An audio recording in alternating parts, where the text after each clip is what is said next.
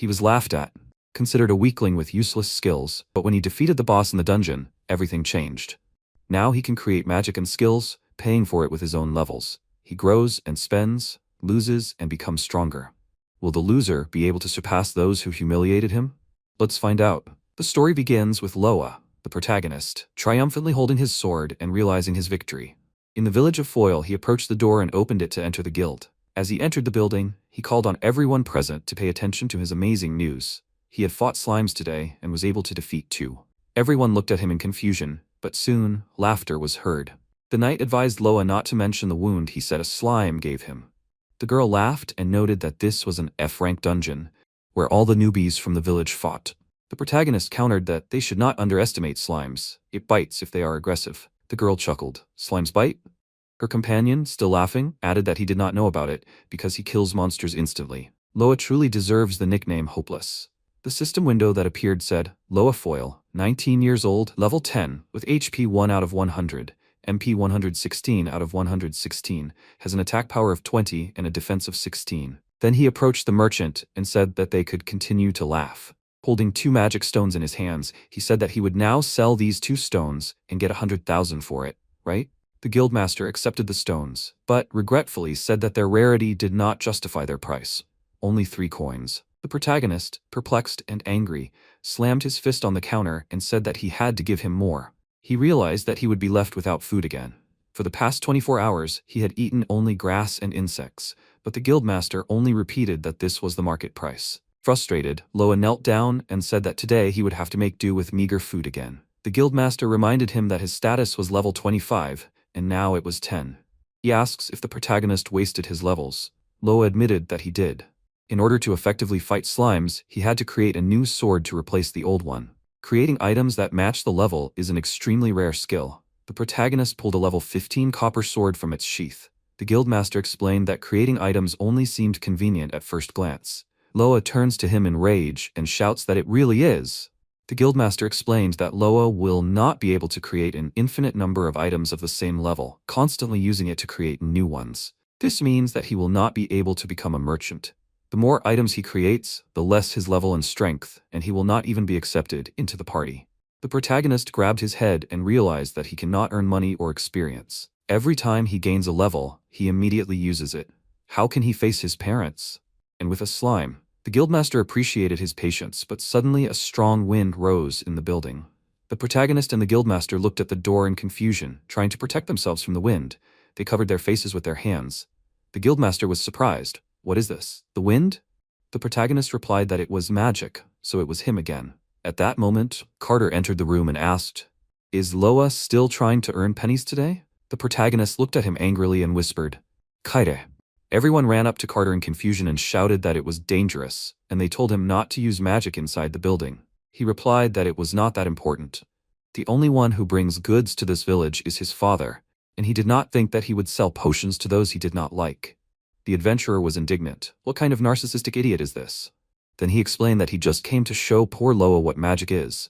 He wants to use the same magic as him, right? But with such useless skills, he can't. And what does he get for wasting levels anyway? A pathetic copper sword? For Carter, it's trash. Their store has hundreds of such items every day. The protagonist, passing by Carter, confidently stated that he didn't consider his skill to be something unpleasant. This left Carter perplexed. MC compared his experience to how, as a child, when you buy something for little money, it seems especially meaningful. He was sure that Carter had never experienced such a feeling, even when he bought something truly valuable.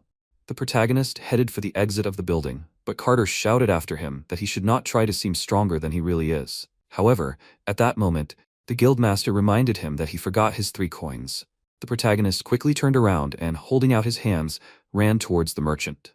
With a bag of coins in his hands, he happily walked out of the building, declaring that this money could be the basis for new purchases. Carter was furious, not hiding his displeasure.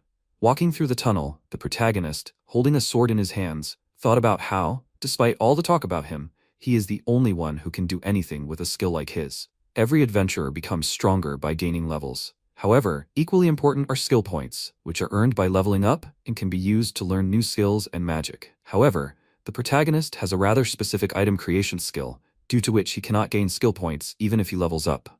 This is because his level is easily reduced by his skill. Therefore, no matter how much he levels up, he will not be able to learn new skills and magic. This is why he works so hard to hone his swordsmanship. In the meantime, he defeated all the licht in the cave. He joyfully exclaimed as he noticed that his level had finally started to recover, and his health had increased. Level 10, HP 198 out of 200, MP 250 out of 250, attack power 60, defense 45. Standing up and heading towards the exit, he noted that these were all the enemies he had been able to defeat today. However, there was a new floor ahead of him. This was no longer just a wound. If he was not skilled enough, he could die. He would be able to defeat the monster, but it would cost him several skills that would become part of him. And all because of this annoying skill. Suddenly, a barrier appeared in front of him.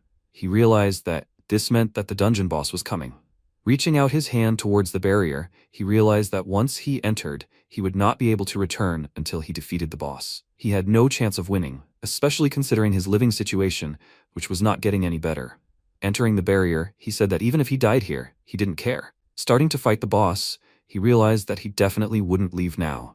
In front of him in the dungeon stood a skeleton swordsman, recommended level 50, rank F. The protagonist thought that the recommended level was not that high, and prepared to attack. It shouldn't be impossible for him. He attacked the boss, but the boss defended itself and threw the protagonist back with its sword. MC realized that this monster was really different from the others in this area, but even for him, this was a fight that he could endure. This victory would change his life. Fiercely starting to fight the boss, he said that he spent 15 levels on this to get a sword with such a blade. He can't lose. The protagonist struck the boss, and it flew into 2 pieces. The protagonist was shocked by his victory. He fell to his knees and wondered if he really won. Then, gathering all his joy, he raised his fist and exclaimed, "He did it! He defeated the dungeon boss." At that moment, something strange happened. The protagonist, looking at his hands, could not understand what it was. His level increased from 49 to 50. The skeleton swordsman was defeated, and the item creation skill turned into magic creation. The protagonist, stunned, said, "A new skill? Magic creation?" The next day, he came to the guild and went to the merchant. The guildmaster asked what he wanted this time. The protagonist threw a bag of magic stones on the table and asked to cash it in. The guildmaster, surprised by the number of stones, asked where he got it from. It was more than usual. The protagonist looked at him happily and said that he would have a great dinner tonight. After some time, he came to the inn, where they brought him tea, meat, and soup. He cried with pleasure, enjoying the taste of not hard bread, not too thin soup, and dried meat. This tavern is just heaven. The customers noticed his emotions and asked what was wrong with him. The guy noticed that he was so happy about the cheap lunch. Poor guy. Then the protagonist remembered that last night he got a new skill. He managed to try it back in the dungeon. It was a rare skill indeed, and the battle was incredibly difficult. At that moment, Carter came up to him and, taking a piece of meat, said that he finally got to the tavern. He has a lot of free time today, doesn't he? MC looked at him with fury and shouted that this is his dried meat. Then he realized that he should ignore him, and Carter has the right to his actions if he is not a customer in his store. Carter said that he had heard from the workers for a long time that Loa had sold a large number of magic stones. The protagonist replied that it was true, and that he had to defeat many monsters to do so. Carter grabbed his hand sharply and shouted that he thought so. He asked his father if he had heard about it. After all, Loa was the thief who had stolen the gems from their store. MC was confused. A thief? His father was furious and said, "How dare he? Scoundrel, this is a serious crime." The protagonist was confused and asked what they were talking about. He did not understand what was going on. But father shouted that he shouldn't pretend to be a fool. All the magic stones from their store had disappeared. He pointed his finger at Loa and said that he had stolen and sold them. MC objected. This was some kind of mistake. Carter asked him if there was another option. How could such a weak person find so many gems? After all, everyone knows that he has money problems, so he did it. The protagonist was indignant that this is nonsense, and he is not going to participate in this. Then Carter used magic, a gust of wind, and all the food blew off the protagonist's table. He said that he does not advise dragging out the conversation. The protagonist noted that this is the magic of the 5th level of consumption. Then Carter grabbed him by the t-shirt and told him to confess in a good way. Loa said that he was not involved in this. Then Carter replied that he should not worry so much. He knows this very well, but if he is a good guy and confesses, then he will compensate him for the damage. Carter asked the protagonist to add to what he said that he did not have enough money. He said that no one would believe him without proof anyway. So he was going to say something important now. Then Carter whispered that he was the one who stole the precious stones from their store. After that, he told his father that they needed to take Loa to the guards. The father agreed with him, but at that moment, the protagonist pulled his hand away and said that he heard him well. If he confessed that he was a thief, he would receive a reward. Carter furiously shouted why he was smiling like that, because he had not yet confessed to stealing. Then the protagonist used magic and said that he was the only one who had not lied. Those stones were his. Carter stood in bewilderment and asked what kind of magic was this? What nonsense? Where did he get magic from, and why was he using D-rank magic and a spell? A fire arrow. Everyone was amazed, unable to hide their surprise. The guildmaster who ran in witnessed the protagonist using magic. Creating magic skills, he happily immersed himself in researching this amazing skill, lingering in the dungeon after defeating the skeleton boss. Many interesting options regarding magic appeared in his status window. He found that he could use a variety of magic abilities, such as Thunder Throw and Water Cannon. However, to activate it, it required 50 levels and 250 MP. The protagonist realized that acquiring magic involved trading levels, just like crafting items. He was excited about this opportunity, as he could now use magic in battle, something that was previously unavailable to him. In order to gain experience and regain his lost levels, he began killing slimes, gaining experience for each monster he killed. Now that he could easily destroy enemies with magic, the process of gaining experience became much easier. After completing his slime extermination mission, he sat down on a rock to calm down and think about his next steps. He needed to carefully choose which magic would be the most effective in his arsenal. He began to study the available options in the system window, considering the advantages and disadvantages. Perhaps he should choose Great Fireball, a super powerful spell of fire mages that costs 250 MP and can only be used once. However, considering that he only had 260 MP left, it was obvious that such a choice would be unwise. The system window displayed information about his current state: level 50, HP 210 out of 210, MP 260 out of 260, attack 60, defense 45. He also noticed that there were many magic abilities that required a small amount of MP, and decided to use them all, but he would have to be patient to do so. Finally, he made a choice and clicked on Fire Lance. This spell cost 40 mana points and has a base damage of 1200, as well as a fire attribute.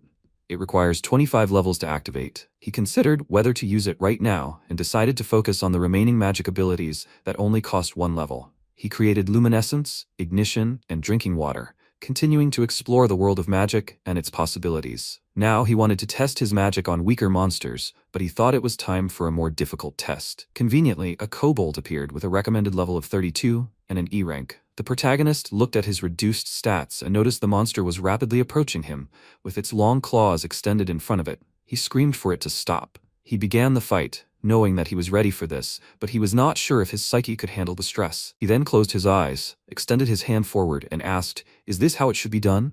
Then he released a fiery spear, which pierced the kobold's chest and came out the other side.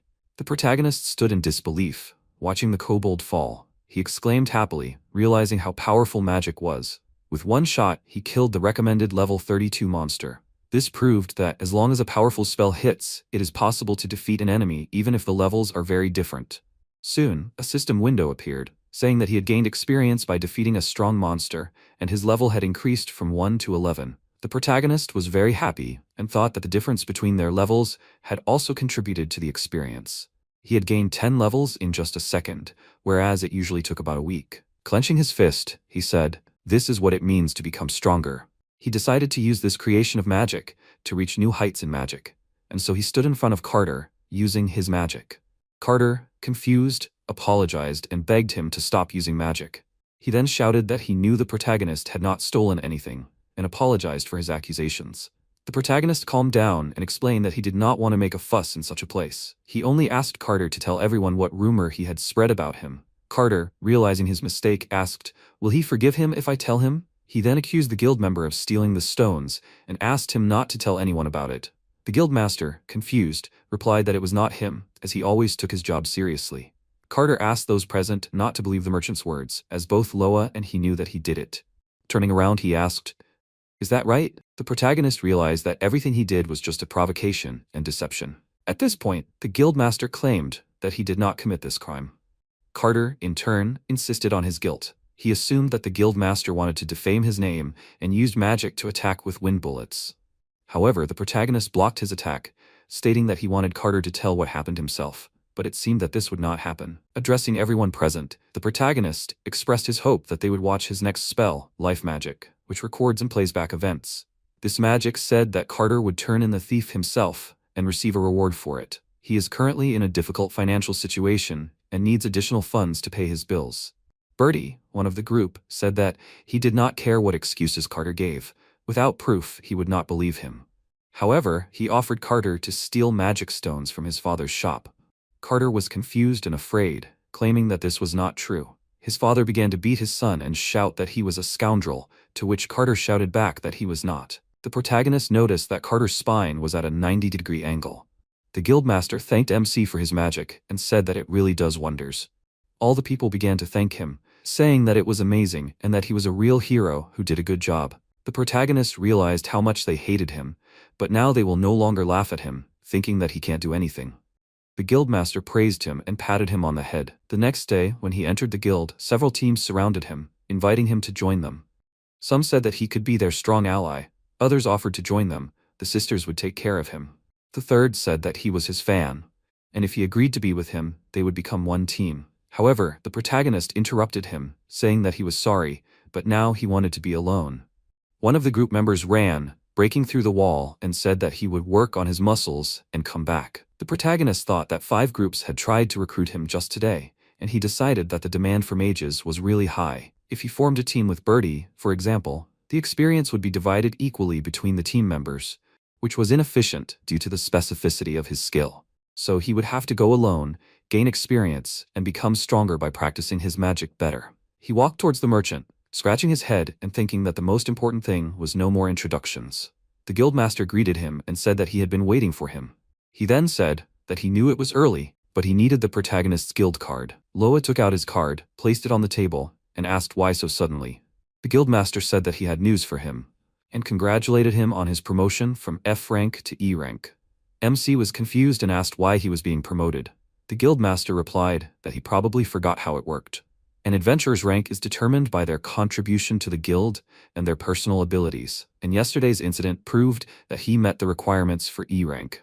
The guildmaster then handed him a new guild card that had changed from iron to bronze. The protagonist picked it up and looked at it carefully. The worker asked what was wrong. He happily replied that he was a little stunned. He was the only one who had reached E rank in such a long time. The guildmaster said that he would miss the past MC. The adventurer asked if this meant that they would no longer see him return home after being bitten by a slime. The protagonist stood there looking at the card, unable to believe that he had reached E rank. Today, he would hunt demons since he was now an E rank adventurer. The protagonist walked through the cave and heard someone shouting that Sonia should be in the vanguard. He was puzzled and turned around, thinking it was Bertie's group fighting monsters. The adventurer reminded that Sonia should pull herself together and do her job. She responded well, apologizing and promising to do her best. Then the protagonist peeked around the corner and saw Sonia being called disgusting. Bertie, did she know that? The protagonist thought that a tank is a defense that holds the enemy's attacks on itself. This girl looks like a person from the rear guard, always trying to become a target for the enemy. He saw her jump under the attack of the monsters. Why is she being criticized so much? It is not easy to be in a team, but he thought that it is none of his business. Then she turned her back to the monster, and everyone furiously asked her what she was doing. There was another one behind her. They shouted at her, "Sonia, watch out!" Their defense is failing from both flanks. The protagonist used magic on the monster. Sonia was confused and asked, "Magic?" It was just in time. A little more and everything would have ended sadly. She answered that it was not her. Sonia did not hear this and thanked her. It was timely. The adventurer answered that it was nonsense, but she can thank her more for saving. Sonia asked, "Did she hit it so quickly?" Her teammate confirmed it. The protagonist was walking through the cave. He thought that it seemed like they did not see him and does not want to get into trouble. All adventurers know the risks. Someone can steal the reward. Few people help each other outside the team. If he did nothing, then she would have simply been cut. He did not want to see this. Then he looked at his mana state and said that now there was less of it. The acquired skill of creating magic allows you to use the creation of items, so he already has 2 unique skills, and he must use both of them. He was holding a mana recovery potion. The required level was 10. The effect restored 300 mana. Now he spent 20 levels. Before it required 50, now it was 30 less. Smiling, he decided that this was good. That was enough for now. Now he had to use the remaining levels to create new magic. A system window appeared in front of him, and he clicked on the small item box, mana consumption 0. The required level was 25. Store items in another space. Can store up to 100 items of 5 different types each. A small item box was created. Mana recovery, 2 pieces. The protagonist said that this was very convenient, since he could easily increase his maximum mana by consuming levels. This was his lifeline. He would continue to fight, gaining levels to get more potions.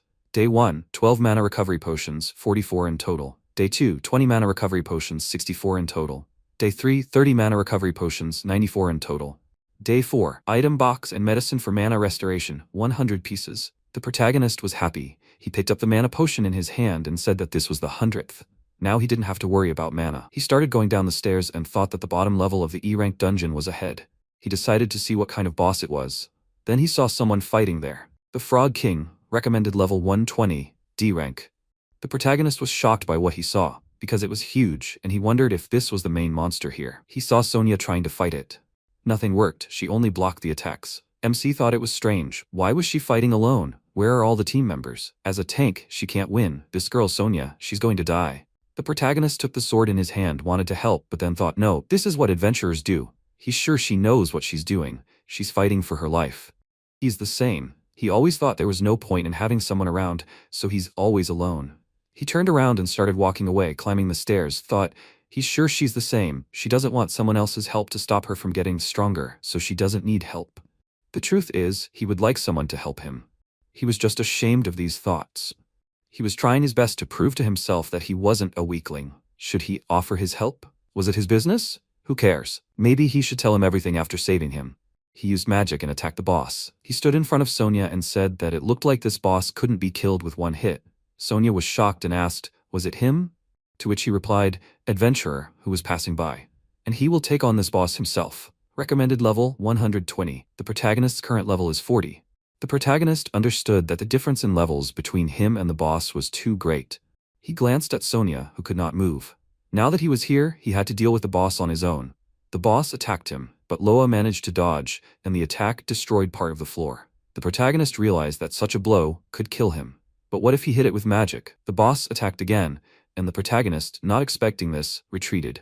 He asked to wait, realizing that the fire spear needed 4 seconds to activate, and he could not use it that quickly.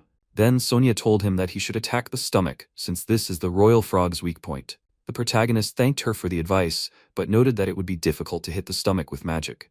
If magic doesn't work, he can always use his potions. Sonia looked at him in confusion and asked, a mana recovery potion?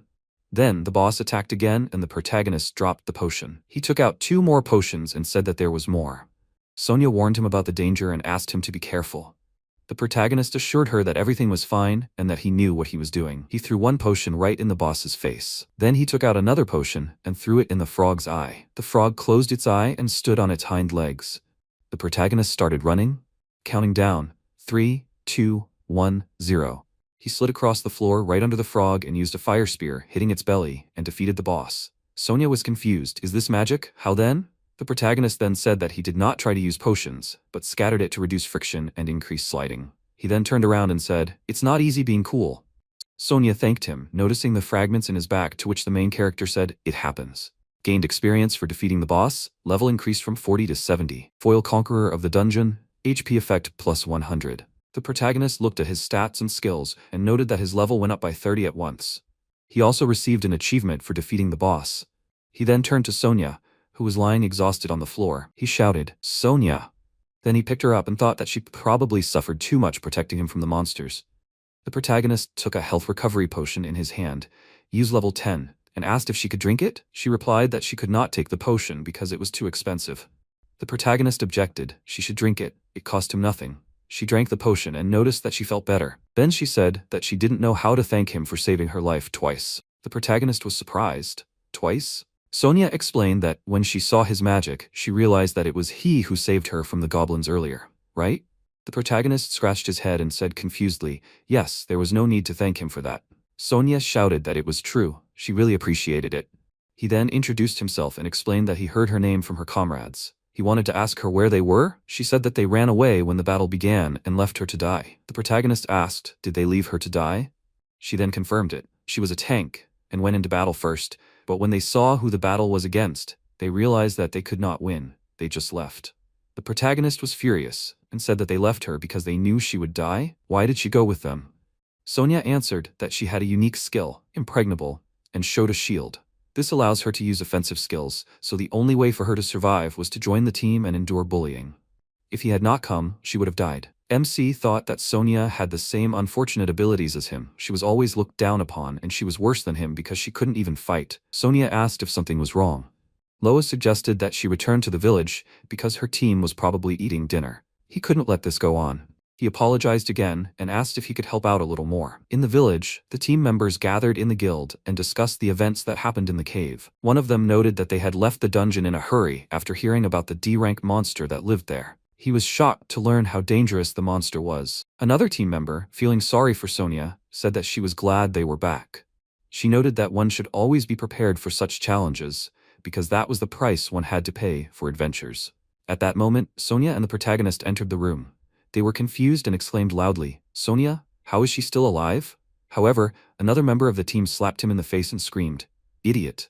Then she ran up to Sonia, rubbed her eyes and shedding tears said, "Sonia, thank God, she's okay." She went to hug her and said they were so worried because she went there all alone. She tried to stop her. Sonia was in complete shock and asked, "What?" The protagonist folded his arms and noted that adventurers are concerned about public opinion. If the group's reputation falls, it becomes harder to attract strong people. If someone needs to be punished, there's no better way than to lower their reputation. He loudly declared that he seemed to have heard correctly. They themselves left Sonia in danger, avoiding the battle with the royal frog. She would have been dead if he had not saved her. He added that perhaps they would do the same next time. He was told that he was speaking too loudly. The protagonist apologized, but continued to claim that he was telling the truth. One of the party members said that this was complete nonsense and that he had no proof. The protagonist took out a stone and said that it was proof that he had killed the royal frog. They couldn't have gotten such a stone without defeating the monster, and if they hadn't escaped, they would have had one too. He was told that with item creation, he could create as many things as he wanted, and he had already exchanged the magic stone for money. The reason Sonia was alone was because she liked to act on her own. The protagonist said that he would let the audience decide for themselves who to believe. He asked to look at Sonia to see who was lying. The people in the guild started talking among themselves, wondering if they really left her there, and it was terrible. The protagonist continued. He was already at the bottom, so he didn't care about his reputation, and he didn't know what would happen to them. Vain fools. At that moment, one of the team members stood up and ran at the protagonist with his fists, showering him with insults. However, the protagonist hit him faster and knocked him to the ground, starting to throw punches. He asked how long he thought he had been fighting against people like him. He would not be able to defeat him in a no-holds-barred fight. Another team member said that it was time to finish him off. At that moment, the guildmaster lost his temper and shouted that this was enough and for them to calm down. He asked them to go outside, threatening that if they continued like this, he would take away their guild cards and then everyone would look at them. One of the team members said that the soft-hearted guildmaster lost his temper. The protagonist noted that there had been a similar incident in the cafeteria the other day. At that moment, Sonia took the protagonist's hand and said, "Let's go. Everything is fine." She took him outside and the protagonist looked at her in surprise and asked, "Sonia?" She replied that they had gone too far, but she felt much better and thanked him for saving her. The protagonist scratched his head and said, "Well then, he should have accepted a fight he was not prepared for." They went into the dining room and Sonia bought some food. Spaghetti and a huge piece of meat appeared on the table. She said that he could eat without paying and asked him not to worry. The protagonist was perplexed that the meat was not overcooked but grilled to perfection and he could eat it. She emphasized that this was not gratitude, but only a small part of what she could do for him. The protagonist picked up a piece of meat and said that since it was possible, he would eat it. He hit his head on the table with pleasure and exclaimed that there was so much meat here. Sonia smiled and said that she was glad he was happy. The protagonist admitted that he had never eaten anything so delicious before. He said that he had only started learning magic a few days ago, and that before that, he had always been laughed at. He had saved Sonia's life because he was alone and had tried to escape at some point. He knew that he did not deserve such gratitude and said that he would pay her. He had cashed in the magic stone, so he had the money. Sonia was confused, but then said that he had not given up on her and had saved her despite the difference in strength. This was a fact. She wanted to do more than just thank him. She then suggested forming a group. MC was surprised. With him in a group? Sonia, smiling, replied that she used to be a noblewoman, but recently decided to take up adventuring in order to survive. She had gone from a beginner to an experienced adventurer, and she felt that they were kindred spirits in that regard.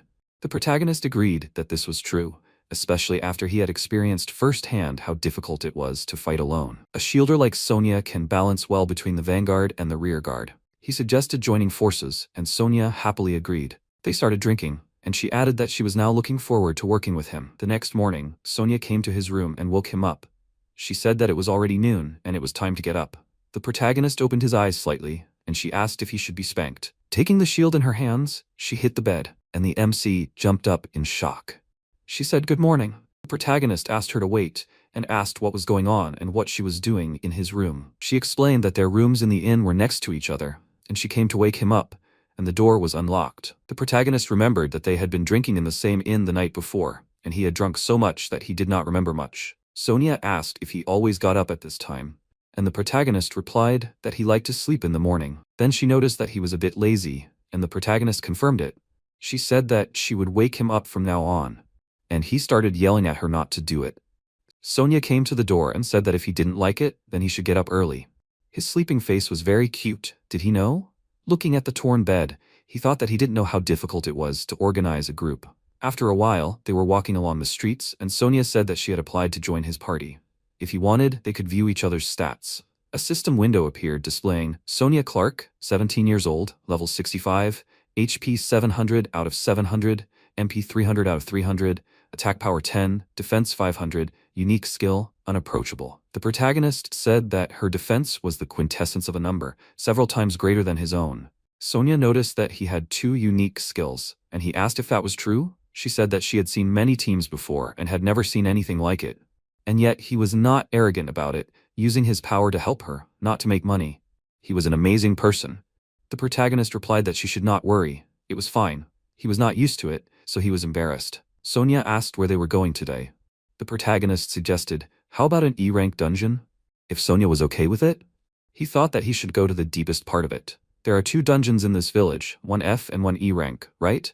If you defeat the boss in both, you can get an achievement. Sonia did not have this yet, so he thought it would be a good idea to fix that. After all, achievements increase status. After everything that happened, he doesn't insist on it, but Sonia said no, she's ready, this time he's with her. MC said he'll save his new magic for her then. This got him interested, and with his level, he should be able to get it. Fire Volley, level cost 50, mana consumption 200, base damage 4000, fire attribute, cast time 3 seconds. Fire Volley acquired.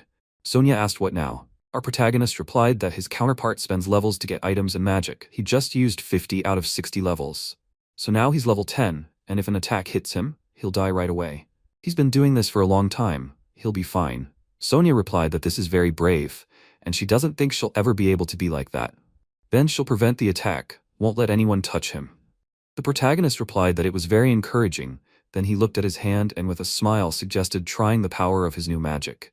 They are fighting in the dungeon. The protagonist shouts that the enemy is here and offers to hit everyone at once and asked to give him 4 seconds. To which Sonia replied, good, and began to attract the attention of the monsters to herself. She called them all to her. When they were behind the Agrons, everyone was on her. The protagonist praised her for doing a good job. He used a fire spear. In surprise, Sonia shouted 2 at once. She could not believe that he was able to remove them so quickly. To which the protagonist replied that it was not only his merit. Sonia is great at luring enemies, isn't she? To which Sonia replied that she was just doing her job. The kobold fighter appeared at the right moment. Sonia shouted that he could continue, and the protagonist used a fire spear again. Then he said that they got to the lower levels so quickly. Sonia has to fight the boss again to get the achievement, right? To which Sonia replied that only victory will ensure that she does. The protagonist said that he just defeated the King Frog yesterday. There is no one there now, right? Sonia asked him if he knows where monsters come from. The main character replied that he never thought about it, he was just trying to survive. Sonia began to tell that monsters are born when something called demonic elements gather in the atmosphere. Where there is a concentration of magical elements, strong monsters are easily born, which is why the deeper they go into the dungeon, the stronger the enemies become. In other words, the King Frog whom he defeated yesterday, it is quite possible that he will appear again. They approach the place where the boss appears. The protagonist said, indeed, the barrier is here again. He asked her not to worry, he will not run away for anything. Sonia replied that she believes in him. And then the boss appeared in front of them. Sonia shouted that he should cast a spell immediately. She parries the attack. No matter how many times, you just have to destroy it. The protagonist looked at the boss and said that it was a little bigger than the last time. Sonia defended against the boss's attacks and said that they were not the same as last time. The frog attacked. Sonia blocked the attack. The protagonist said that it was nice to see that he had immunity to attack. He felt safe trying new magic. This spell takes 3 seconds. He started counting 3, 2, 1, 0 and used a fire volley. With one attack, he was able to knock down the boss. Sonia said surprisingly, the Frog King used to be such a threat, but now it only takes one hit. The protagonist said that he, of course, thought about something like this, but did not expect it to be so easy. This is magic with a base damage of 4,000. Additional experience for defeating a strong opponent, the level is increased from 38 to 58. The protagonist said with surprise that he rose 20 levels in one fell swoop. He did not know that the distribution of experience can increase the levels so much. Sonia replied that she also has achievements, she has achieved her goal. The protagonist said that the fun is not over yet and took out a knife. Then he added that it is necessary to obtain materials. Last time they talked and he forgot about it. Sonia stood happily and looked at him, and said that boys like hunting, right? Today's result, a magic stone of rank E, 1000 for each 24 pieces. D rank magic stone, 2000 for each 1 piece. Royal and frog skin 800 each 10 pieces. Then Sonia suggested collecting everything together and putting it in the item box, because this magic is also very useful. The protagonist replied that if they cash out, they will have a lot of silver. Then he added that tomorrow he was leaving Foil Village. He would like to invite her to a D-rank dungeon. Sonia noticed that his powers had become too significant for this village and agreed with the need to leave.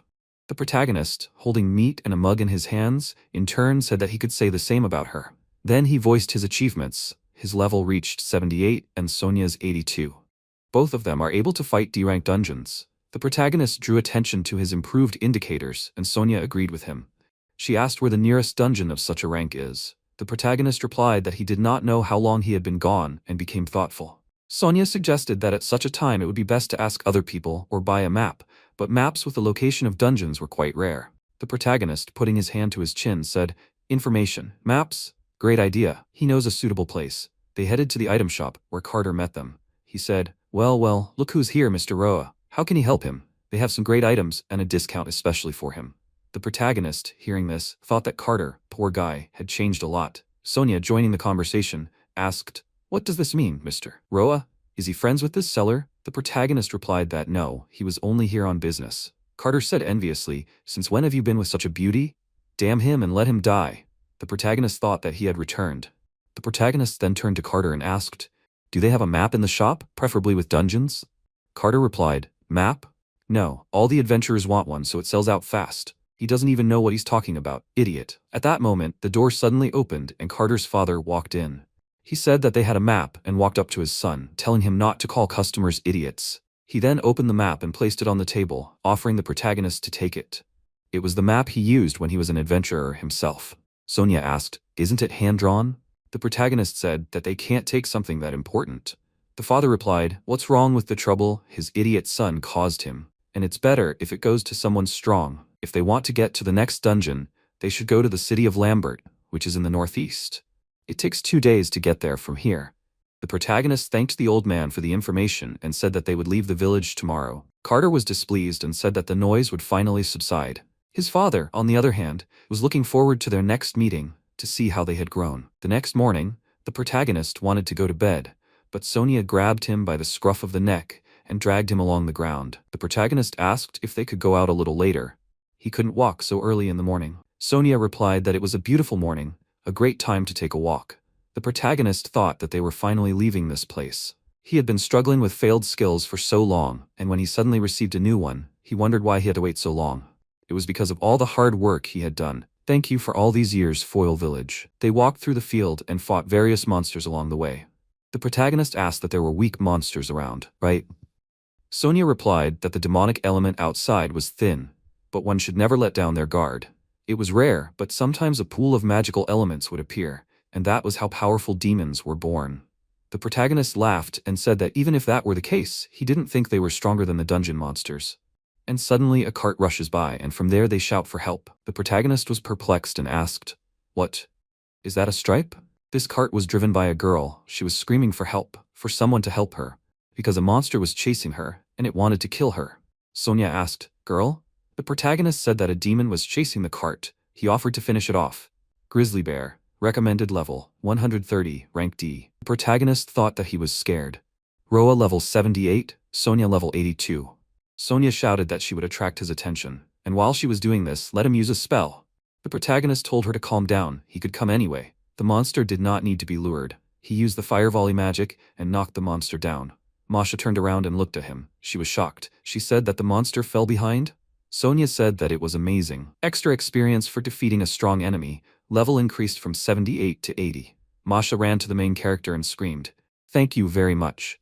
She hugged him and said that she was so scared. He saved her life. And she said that she thought he would bite her to death. Sonia started screaming that she did not respect the man who saved her life. She hugs him with such a face.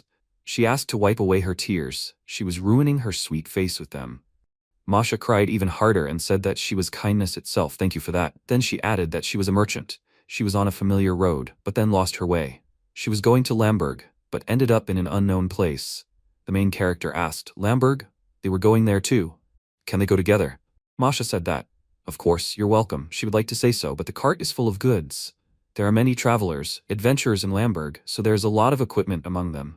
The protagonist said that there is no problem. He freed the cart with the help of magic. Masha was furious and screamed. All her things were gone. The protagonist said that he put them in the item box, so she should not worry, they are fine. Masha asked, "Did the bales of goods fit? Can wizards do this?" Sonia said, "Of course," and praised MC. The protagonist asked not to talk to him like a dog. Then the protagonist said that he has an idea. Now there is some free space, so he thinks we can collect hay, and it turned out to be a sleeping place. Magic takes so much energy. Sonia said that he just likes to sleep, and suggested going. Masha said that then they are going to Lamberg. On the way they took a break. They made a fire and sat, drank tea near it, then went on again. Then Sonia started to wake up the protagonist and said that they had arrived in Lamberg. The protagonist opened his eyes and was very surprised, said, "Wow, so many people, so many buildings." Masha asked, "Is this their first time in Lamberg?" Many adventurers use this city as a base because of the large number of requests they receive. MC thanked her and asked her to stop. They would go on foot from here. Masha said okay and stopped them. Then the protagonist said that he was returning all the goods, and the cart was filled with goods. Masha was surprised and said that this was really useful magic, and invited him to go with her. To which Sonia said that Roa was with her. Masha was upset and said that she was very sorry, and added that she was also traveling, so maybe they would meet somewhere else. She added that when they became great adventurers, she was waiting for an invitation to visit. The protagonist waved to her and said, "See you." They arrived at Lamberg Inn. Sonia asked what about the rooms in the local inn. If they were going to stay here for a couple of nights, they should save money by sharing one room. The protagonist asked, "Common room?" and said no, it would be better to rent two, even if it was more expensive. Sonia said she didn't mind. Why not? The protagonist shouted that it was out of the question, then he wouldn't be able to sleep properly in the morning.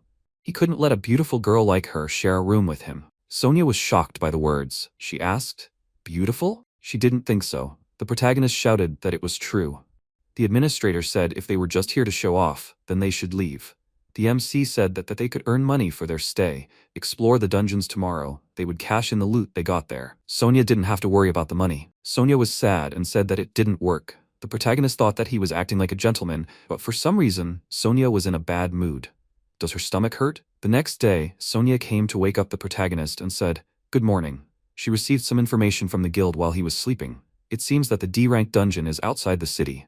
Sonia got up early again today. She replied that he was so dynamic today, he changed his hairstyle. Then she pointed with her finger that here it is, the D-rank Lambert dungeon. Sonia said if this is a D-rank dungeon, then it has a different atmosphere from the very entrance. MC said that entering a dungeon for the first time is very exciting. Sonia said that if there is any danger inside, for him to just run away. She feels that she is ready for anything, ready to give up her life for this. The protagonist said that he does not need such determination, he does not intend to abandon her. Sonia suggested doing everything possible. Attacking a D-rank dungeon. They walked through the dungeon. The protagonist said that it was a gloomy place. Sonia said that it looked like an abandoned sewer. Some dungeons are uneven in the attributes of the enemies that appear. It seems that there are many water monsters. The protagonist thought, water? Attributes have their advantages and disadvantages. If it is an advantageous attribute, the damage is doubled, and if it is a disadvantage, it is halved. Fireballs he has now are disadvantageous. The mana consumption for one volley is 200 units, so even if he can shoot it, he can only shoot it twice. He then looked at his skills. He does not know if he can kill it with 2 shots, but he has never seen water monsters, so he can't wait to see who he will fight. At this moment Sonia shouted that an enemy appeared. The protagonist shouted, "A monster with red armor, a crab? Is this a joke?" A red armored crab appears in front of them. Recommended level 150, rank D. The protagonist shouted, "Sonia, come on. She used homing, skill level 8. Homing controls enemy attacks on him, increases movement speed by 1.2 times. The protagonist used a fire volley. Sonia shouted that it was not enough. The protagonist agreed that one hit was not enough. He used another one. Sonia shouted that he fell. The protagonist said that it was good, but he no longer had mana left. Then the monster attacked again. Sonia used Steel Wall, skill level 9. Defense increased by 90%. She turned to the protagonist and said that she bought him 10 seconds, and added that he should quickly restore mana while there is time. He thanked her and took out a potion, then drank it. Then he said that he would fry him and used a fire volley again. Extra experience for defeating a strong enemy. Level increased from 80 to 82. Sonia shouted that they did it. It's time to collect magic stones. The protagonist agreed with her, but to kill one such monster, he needs 3 spells. He will need items, and this is a lot of work. Sonia asked, does he want to get lightning magic? The protagonist answered, yes, he has one thing he always wanted to get. Lightning throw, mana consumption 150, base damage 2500. Lightning attribute casting time 1.5 seconds, cost in levels 50. The protagonist said that compared to the fire volley, the base damage is less, but the mana and casting time are less. Sonia put her hand to her chin and thought that this is a beneficial attribute, so of course it is useful here. Then she said that if he gets it, his level will drop to 32, and any damage received will be fatal. Not too big a risk? The main character told her not to worry, but he was pleased to hear such words from her. He hoped that she would continue to take care of him, and he thanked her. Sonia was pleased and laughed. The lightning throw was received. Then he said that he wanted to see how far this magic could take them, and he suggested trying to go further, to which Sonia agreed. After defeating the monster, the guys went further. Sonia noted that the further they went into the dungeon, the darker it became. The protagonist answered her that it was quite possible that an ambush could be waiting in the darkness. Sonia said that it could be dangerous and suggested that he walk next to her. Roa said that it was at such moments that they should use life magic and summoned a beam of light. He turned to Sonia and asked if this much light was enough for her. She answered positively, but she was still a little cold, so she again suggested walking closer. MC agreed with her words. He also felt cool. For such moments, Roa had firewood with him. He kept it in the item box. The boys stopped. The protagonist used ignition magic and set fire to the wood. With the help of magic, he heated up the drinking water and made a warm drink. The protagonist was glad that he took the camping kit with him.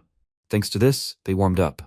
Sonia was pleased. She said that magic really can do anything. She said that this tea was simply delicious and asked what kind it was. Roa said that he bought it in secret when he had money. He thought that the former noblewoman might like the taste. The girls smiled and told the protagonist that he was surprisingly gallant. He smiled and said that there was no need to be surprised because Sonia herself said so. Suddenly, an eternally dying squid recommended level 155, rank D, pounced on them from the wall. The squid grabbed Sonia and lifted it high into the air. Roa immediately caused a flash of magic. He attacked the squid with a lightning bolt and hit it right in the tentacle that Sonia was in. She praised Roa and shouted at him that it was a great hit. He managed to defeat the monster. The protagonist won. The system window notified him that he was awarded additional experience for defeating a strong opponent. Level increased 32 to 55. Roa shouted with joy. He said that his level went up by 23 at once. From such a situation, it would be useful to reduce the casting time. Sonia thanked him for saving her. She said that this is excellent magic. MC thought about what to choose. He thought that if it was about the amount of damage, then the fire volley would be better.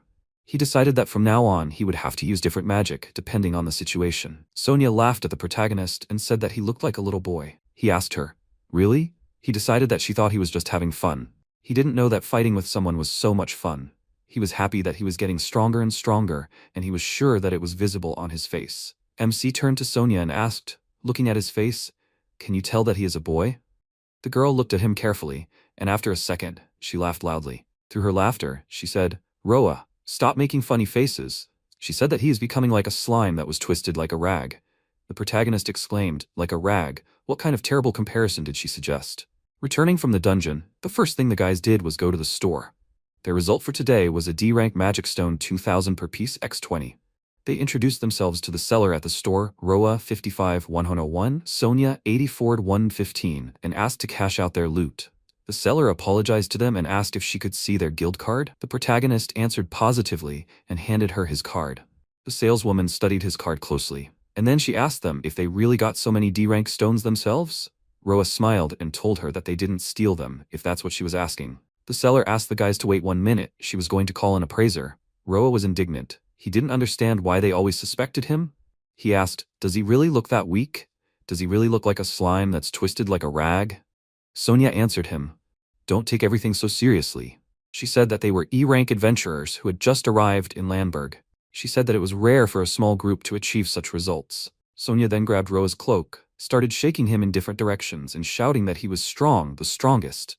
The salesgirl left the room and thanked them for waiting. The appraiser followed her. He asked which stones needed to be checked. "These?" The appraiser said he would check to see if the stones were stolen. He took out a magnifying glass and began to examine the stones.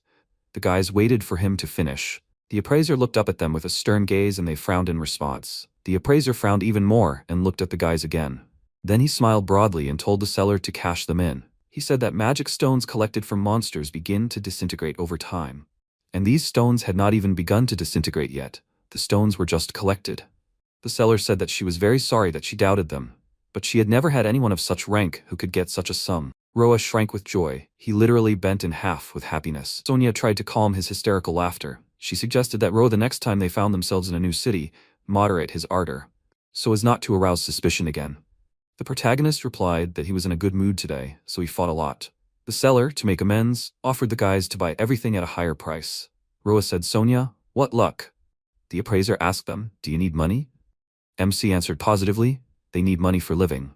Roa smiled and said that this time he had a lot of fun raising his level. The appraiser was surprised and asked, "Really?" The appraiser suggested that next time they find a monster's lair. The protagonist asked again, "A monster's lair?" The appraiser said that, as the name suggests, this is a place where monsters gather.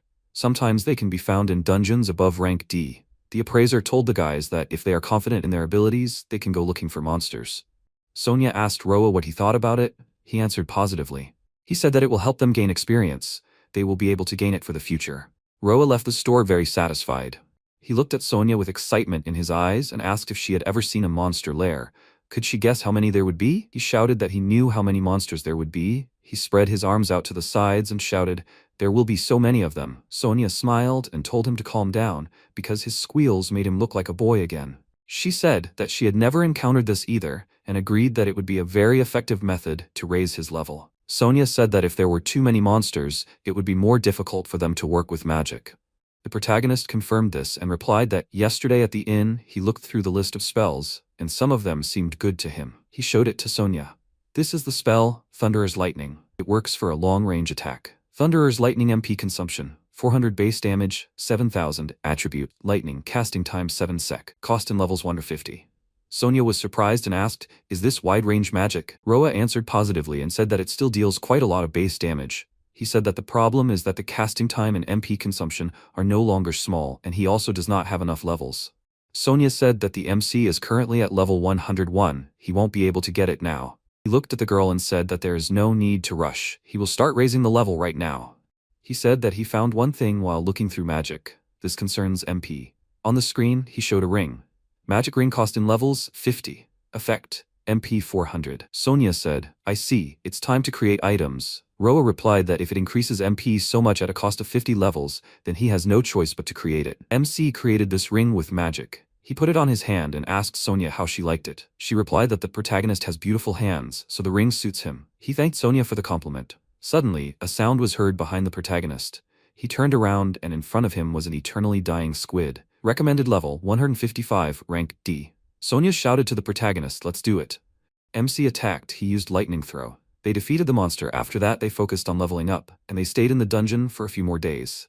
The result of the first day is a magic stone of rank D, x25, Roa 51-112, Sonia 152-138. While traveling through the dungeon they encountered the ever-dying squid again. They were not happy about this meeting, because after Sonia reached level 130, the monsters with the recommended level 150 will no longer give an X bonus. The result of the second day is a D-rank magic stone Roa 112-150, Sonia 138-150. With the strategy of disbanding the party once and collecting XP only for Roa, they quickly and easily reached their goal of 150 levels. Day 3. Roa was happy and inspired that he can now get the lightning of the Thunderer. He was so excited that he missed one moment. He was missing one level. After all, if he spends 150 levels out of 150, there will be no level, so he needs level 151. MC killed the first crab that came to hand and got level 151. He did it because he was furious, and he did not regret. Opening his palm wide, he was delighted that now he had finally received it, the lightning of the Thunderer.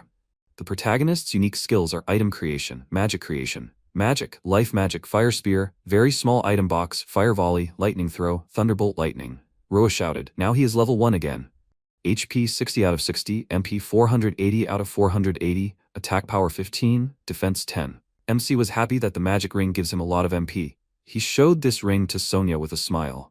She said that perhaps there is no other level 1 who would be so happy. The girl said that she would like to see what kind of magic the protagonist is capable of. Roa said that they need to form a group again. The guys applied to create a group, but they were rejected. The protagonist was surprised and asked why we can't apply again. Sonia explained that you can't create a group if the difference in the level of the participants is more than 100. It would be too easy if everyone could unite with someone who has a much higher level. Roa understood the reason. He would have to raise his level again to a certain value. Sonia encouraged him. She said that MC would succeed if she helped him a little. She asked him to leave it to her. She said that she would bring a few monsters with her and asked Roa to wait for her here. The protagonist thanked her for her help. He said that 3 to 4 monsters would be enough and asked her to be careful. Sonia agreed and set off. And the protagonist was deep in thought. He did not expect to gain so many levels in 2 days. In the village, he tried his best to reach at least level 50. He wondered how much the new magic would increase his level from 1 if he killed all the monsters at once, maybe by 50 levels or 60? He couldn't wait to try it out. He heard Sonia's voice behind him. She was screaming loudly and running as fast as she could. MC was surprised at how quickly the girl brought the monsters. He turned around and saw only 2 monsters. Sonia was screaming and asking for forgiveness. She was asking him to help her. The protagonist started counting how many monsters there were. Were there 8? And he shouted to Sonia that he would start casting right now and asked her to run to him. Sonia ran towards MC very quickly. He prepared to use magic, but the protagonist needed 7 seconds to cast this spell. He was going to use magic for area damage. If he miscalculated the time, he could hit Sonia too. But it would be too late if the enemy got too close. He estimated the time it would take Sonia to get to him and started using magic. Sonia was tired. She was at her limit. Her stamina was running out. Roa wondered if they would have time to use it in time. Sonia screamed at the top of her lungs. She was asking to shoot quickly. MC shouted at her to speed up. He was going to use magic. The girl replied that she would not be able to run away. Her strength was at its limit. Roa started the countdown. He said, 2 seconds. 1 second, and then shouted at Sonia to jump. The girl jumped with all her might into his arms. He managed to catch her and release a stream of magic towards the monster. He released the lightning of the Thunderer. It was powerful. The monsters hissed. They were literally torn apart. The power of this magic was very high. Pieces of the monsters were scattered in different directions. Sonia was surprised by what was happening after the battle. Magic stones knocked out of these monsters were floating in the air. She looked at Roa. He was no less surprised. A system window popped up in front of MC. He immersed himself in it, studying his new skills. Now his status looked like this. Level 110, HP 690 out of 690, MP 1100 out of 1100, attack power 119, defense 102. Sonia saw this and said that it was amazing. The protagonist was very happy that his level rose to 110 right from the first time. He laughed, jumped with joy and said that it was so exciting. The girl said that it was amazing. Amazing that Roa managed to kill 8 monsters at once. He turned to Sonia and said that he was glad that she was not hurt, and also said that it was unusual for her to make mistakes. Sonia bowed her head, closed her eyes and asked for forgiveness. She said that she overdid it a little, and thought that the protagonist would do something, get out of this situation. He calmed her down and told her not to worry, because everything went well, and thanks to her he gained a lot of experience. He said that he was sure that in the near future they would not be short of money, and looked at all the stones that fell from the monsters. There were a lot of them. MC used magic to collect all the stones, because putting it in a bag would be too much trouble. Sonia liked how quickly the protagonist collected all the stones thanks to magic. She said that it was amazing. She smiled and added that it would be much easier to clean her room if Roa was nearby. He asked her, "Is this a compliment?" MC finished collecting the stones and they were about to leave, when suddenly from the darkness they heard a voice asking for help. Roa looked at Sonia and asked her what it was. Was it a human voice? Sonia replied that this voice was coming from there and pointed her finger the way. They hurried to help. Having run to help, the guys saw a guy. He was fighting alone with a large number of monsters. They asked him if he was okay. The guy saw them and asked, "Are you adventurers too?" He thanked God that they were here and asked the guys for help. The guy said that he screwed up and that he was surrounded by monsters. He couldn't handle it alone. Sonia said that this guy was injured. Roa replied that they would help him. He asked Sonia to gather all the enemies into one pile. The protagonist prepared to use magic. He calculated the range and used the Thunderer's lightning. A huge blinding explosion knocked down all the monsters at once. The guy couldn't believe his eyes. He asked how this was possible. They must be joking. How did they manage to defeat all the monsters with one blow? The guy went down to the guys. Roa noticed that the guy was covered in blood and asked if he was okay. The guy replied that he was fine. He thanked the protagonist for saving his life and called MC a wizard. The guy said that he was in pain from fighting the monsters, but not much, and then looked at Roa. System notifications about leveling up flashed around the protagonist. The guy was surprised at how effective magic was. MC said not to pay attention to these system notifications. After they got out of the dungeon, they went to the bar. The guy thanked them for helping him and saving his life. He said that all the treats were on him, that they could eat as much as they wanted. Roa asked him if he was sure. After all, they did nothing wrong. Then the protagonist took the largest piece of meat and began to eat it. The guy saw this and asked Roa, was he starving? Then he apologized for not introducing himself to them earlier. Eric, a D-rank adventurer, he introduced himself. Sonia, the girl, introduced herself to him. And this is Roa the glutton, she introduced MC. Roa was indignant and said that she was speaking as if it was his middle name. Eric told Roa that he looked young, but very experienced. He asked the protagonist what rank he was. Since MC can use such magic, it means that he is at least a C rank. Roa answered in the negative. He continued to eat the meat and said that his rank is still E. Eric asked again, how is it an E rank? He shouted at MC not to lie to him. There is no way that Eric is lower than the protagonist. The guy asked Roa if he means to say that he only became an adventurer recently. The protagonist took a bite of the meat and answered in the negative to Eric's question. He said that he has been doing this for quite a long time. Eric did not understand how this was possible. He was completely shocked. Sonia smiled and told Eric that Roa's situation was quite difficult to explain. Eric did not understand why the protagonist did not laugh at him and seemed like a nice guy. Eric was completely confused by this. Roa turned to Eric and asked, what about him? Isn't he in a party with someone? The guy replied that he was in a party not long ago, but he was kicked out because he could not withstand the competition. He said that he thought he could handle it himself, and now he was here. MC tried to support Eric and said that this is a common story among seekers and adventurers. Eric replied that it seems that he is just not cut out for this, and asked if it is time for him to move on. Sonia supported the conversation and told Eric that he was wrong. This is just the beginning. The guy laughed and asked Sonia if she wanted to be in a group with him. The girl did not expect such a question. She froze in a stupor. Eric asked, Ro is better, isn't it? And then said that he was just joking. Eric said that everything is fine, this happens all the time. He said that many reach about D rank and then quit, and now he does not want to do this for fun. Eric said that he would rather take up the family tool shop than die in the dungeons. Roa told him that the tool shop is great, and you can apply the experience gained in this. The protagonist thought, does this mean Eric has been trying in this city for a long time? He decided to ask Eric what kind of boss the dungeon had. The guy replied that he had never been to the lower level himself. Rumors were that there was a C-rank monster there. MC thought again, then they needed magic that could defeat a C-rank in one hit. Eric said that if they wanted to increase their rank, they would have to do more quests from the guild, and as far as he could tell, they shouldn't stand out too much. He warned them to be careful, and not to mess with weirdos. Strong guys are easy targets. Then Eric looked at Roa, smirked, and said that he looked like he only gets into situations like this. MC replied that he wasn't afraid. He was used to it. They sat in the bar for a long time and talked a lot, argued with each other. When the sun rose and morning came, MC woke up very exhausted. He didn't understand. Was it morning already? He couldn't remember how he got to bed. The only thing he remembered was that they had sat in the bar for a long time yesterday. Roa turned over and was shocked to see Sonia next to him. They had slept in the same bed. Sonia opened her eyes slightly and said, Mr. Roa, so close. Then she closed her eyes, giggled, and said that it was a good dream. The protagonist didn't know what to answer. He couldn't find the words. He abruptly jumped out of bed, lifted the blanket, and covered Sonia again. He said that he was glad that they were both dressed, which meant nothing had happened. Sonia got scared and immediately woke up. She asked whose room was this. The protagonist said that he probably took her to the hotel and then just got tired and fell here.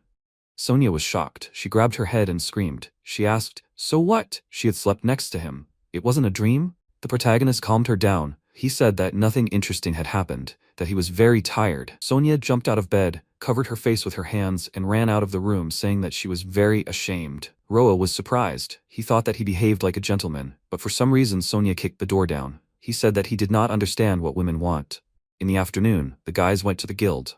In the Lamberg guild, a girl met them. She was waiting for them to arrive. She said that Eric told her about the guys. Eric said that they saved him with the help of magic. The girl asked the guys, "Do you seem a little nervous? Did you sleep well last night?" Roa and Sonia looked at each other and answered positively. They slept peacefully. The girl from the guild asked to give them their guild cards. She also said that they are assigned rank D. The protagonist asked her if this is true. The girl answered positively. She said that yesterday they brought quite a lot of magic stones and handed them their new cards. Roa beamed with happiness. He was given a new, beautiful silver card. He could not believe that his new title was now Wizard, and before there was Newbie. The girl from the guild asked the guys, why don't they look at the new tasks? These tasks were just posted, so there might be good work for them. The guys went to the task board and began to read the tasks. On one of the leaflets, Sonia noticed a request to destroy a monster lair and told Ro about it. The protagonist saw the reward that was promised for completing this task, a reward of 150,000 muru. He said that this is quite a lot compared to other tasks. Sonia said that it is in a D-rank dungeon, level 6. They have not gone this far yet.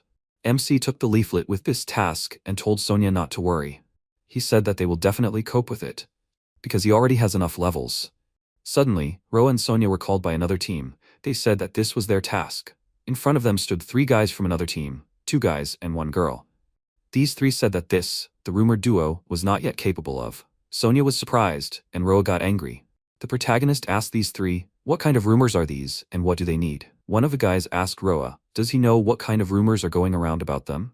He said that now among adventurers there is a lot of talk. He told one of these rumors to the guys. They say that there is a group that includes a tank who is unable to attack and a mage who kills with 1 hit. Sonia was surprised and looked at the protagonist. She was called a tank unable to attack. Roa frowned and answered rudely. He apologized, but this task is not discussed. The monster lair is what they were looking for in the first place. He does not intend to give it to the other team. This guy tried to snatch the mission flyer. He said it was too early for them to participate in this. MC started waving his hands in front of this guy's face, not giving him a chance to take the mission. The guy got really angry. His voice broke into a squeak. He screamed at the protagonist not to get carried away with this, because he was a small fish. The second guy tried to calm him down. He told him, Jake, calm down. The girl from their team smiled and apologized for having to see this. The second guy tried to calm Jake down. He told him to stop being hysterical. Jake told his guys not to apologize to Sonia and Roa. They don't deserve it. The girl said that Jake was wrong. They look pretty strong. Roa and Sonia were shocked after the guy's hysteria. Sonia asked what's wrong with this guy. The protagonist answered. Now they know he's weird and told Sonia that they have to go. The boys went down to the D-rank dungeon, level 5. They fought a monster. Sonia used a shield, Roa used magic, he used Thunderer's lightning. They defeated this monster in battle. While they were fighting the monster, they didn't notice that they were being followed. They were being followed by a team that wanted to get this quest. The second guy asked Jake, isn't this being followed? Jake rudely replied to shut the guy up. He said that he would make fun of every failure of the MC team. Jake said, look, they will definitely screw up. The girl replied that she did not quite agree with his words. She said that this wizard kills monsters with 1 blow, as they say.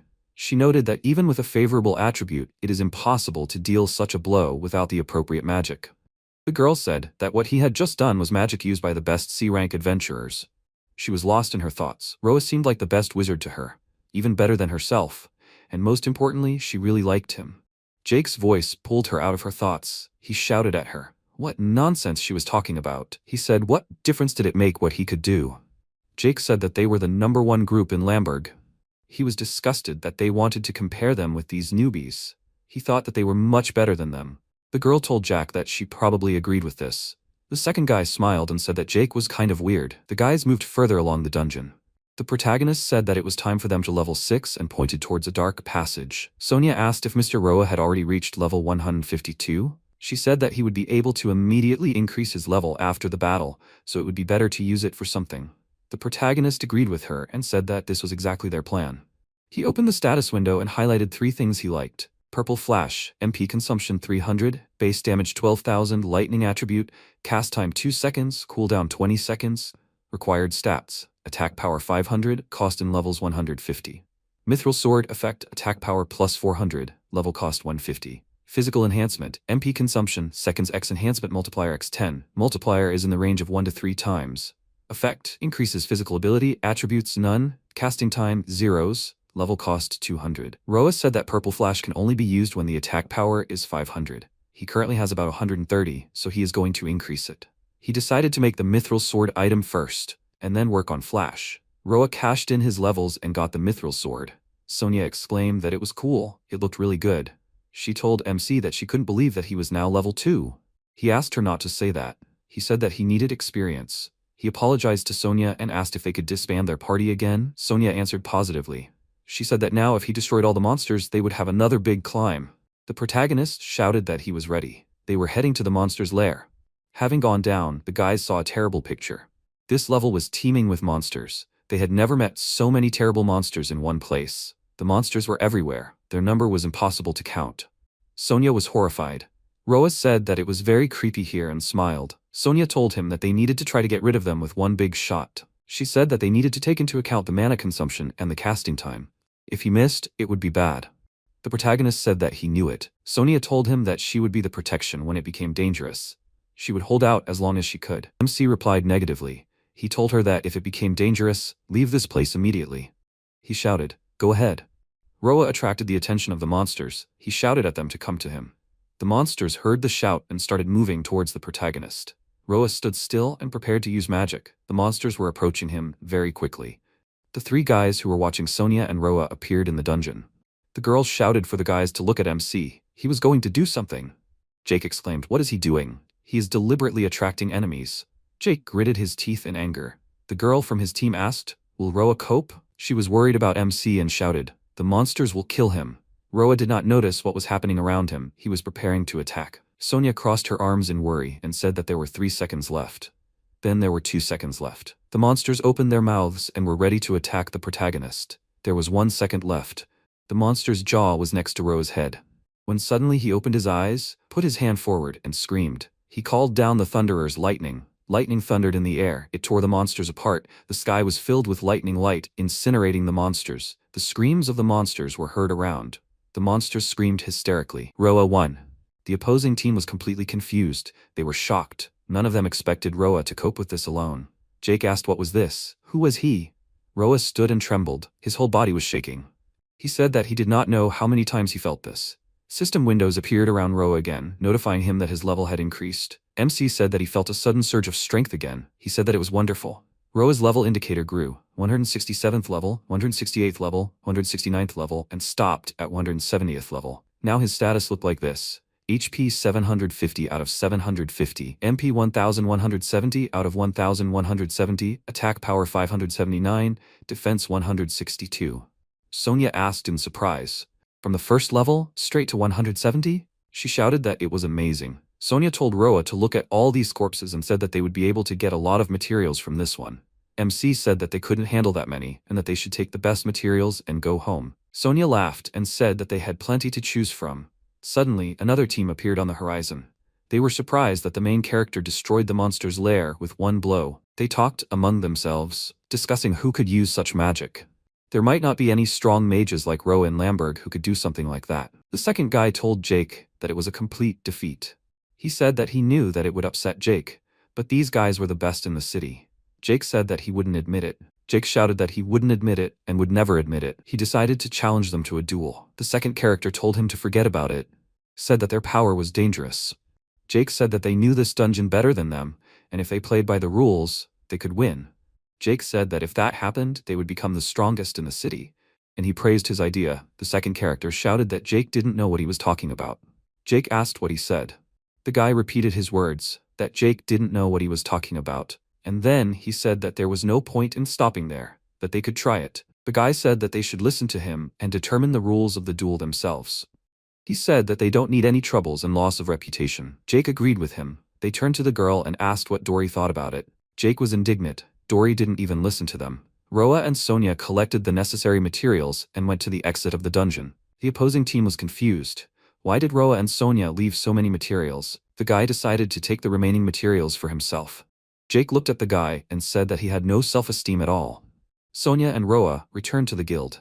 A crowd of people gathered around them. In the crowd, everyone was vigorously exchanging rumors about them. Sonia said that she felt their looks on her. Roa said that they were most likely just exchanging rumors about them. He said that there was no need to be upset about it. The protagonist came out with a large bag of money and told Sonia to look how much they earned. He said that they got 120,000 for the magic stones and materials, plus 150,000 as a reward. Thanks to this, they have 853,000 miru. Sonia was happy. She said that they got rich. MC said that it was a little unusual, but there was nothing wrong with that, right? He said that he had been poor for a long time and did not know where to spend it or what to do with it. He said that there was something he would like to try. The guys went to a restaurant and ordered a steak. Sonia was happy, said that it looked very tasty. She said that she had not eaten anything like this for a long time. Roa looked at the food. Sonia asked what was the matter. She asked if the protagonist would cry from the taste of meat as usual. He asked her not to laugh at him. The protagonist said that the taste of meat would no longer make him cry. He was not the same person he used to be. Sonia looked at him and asked if she imagined it or if he didn't know how to use cutlery. Roa jumped up and said that he hadn't had a chance to use it. He said that he had only eaten grass and bugs all his life. Sonia calmed him down. She said that everything was fine and asked him to just repeat after her. Sonia cut off a piece of meat with a knife and stabbed the meat with a fork. She said, for example, "This is how you can eat it." Extending the fork with meat to the protagonist, she asked him to open his mouth. Roa bit off a piece of meat and burst into tears. He said through his tears that it was very tasty.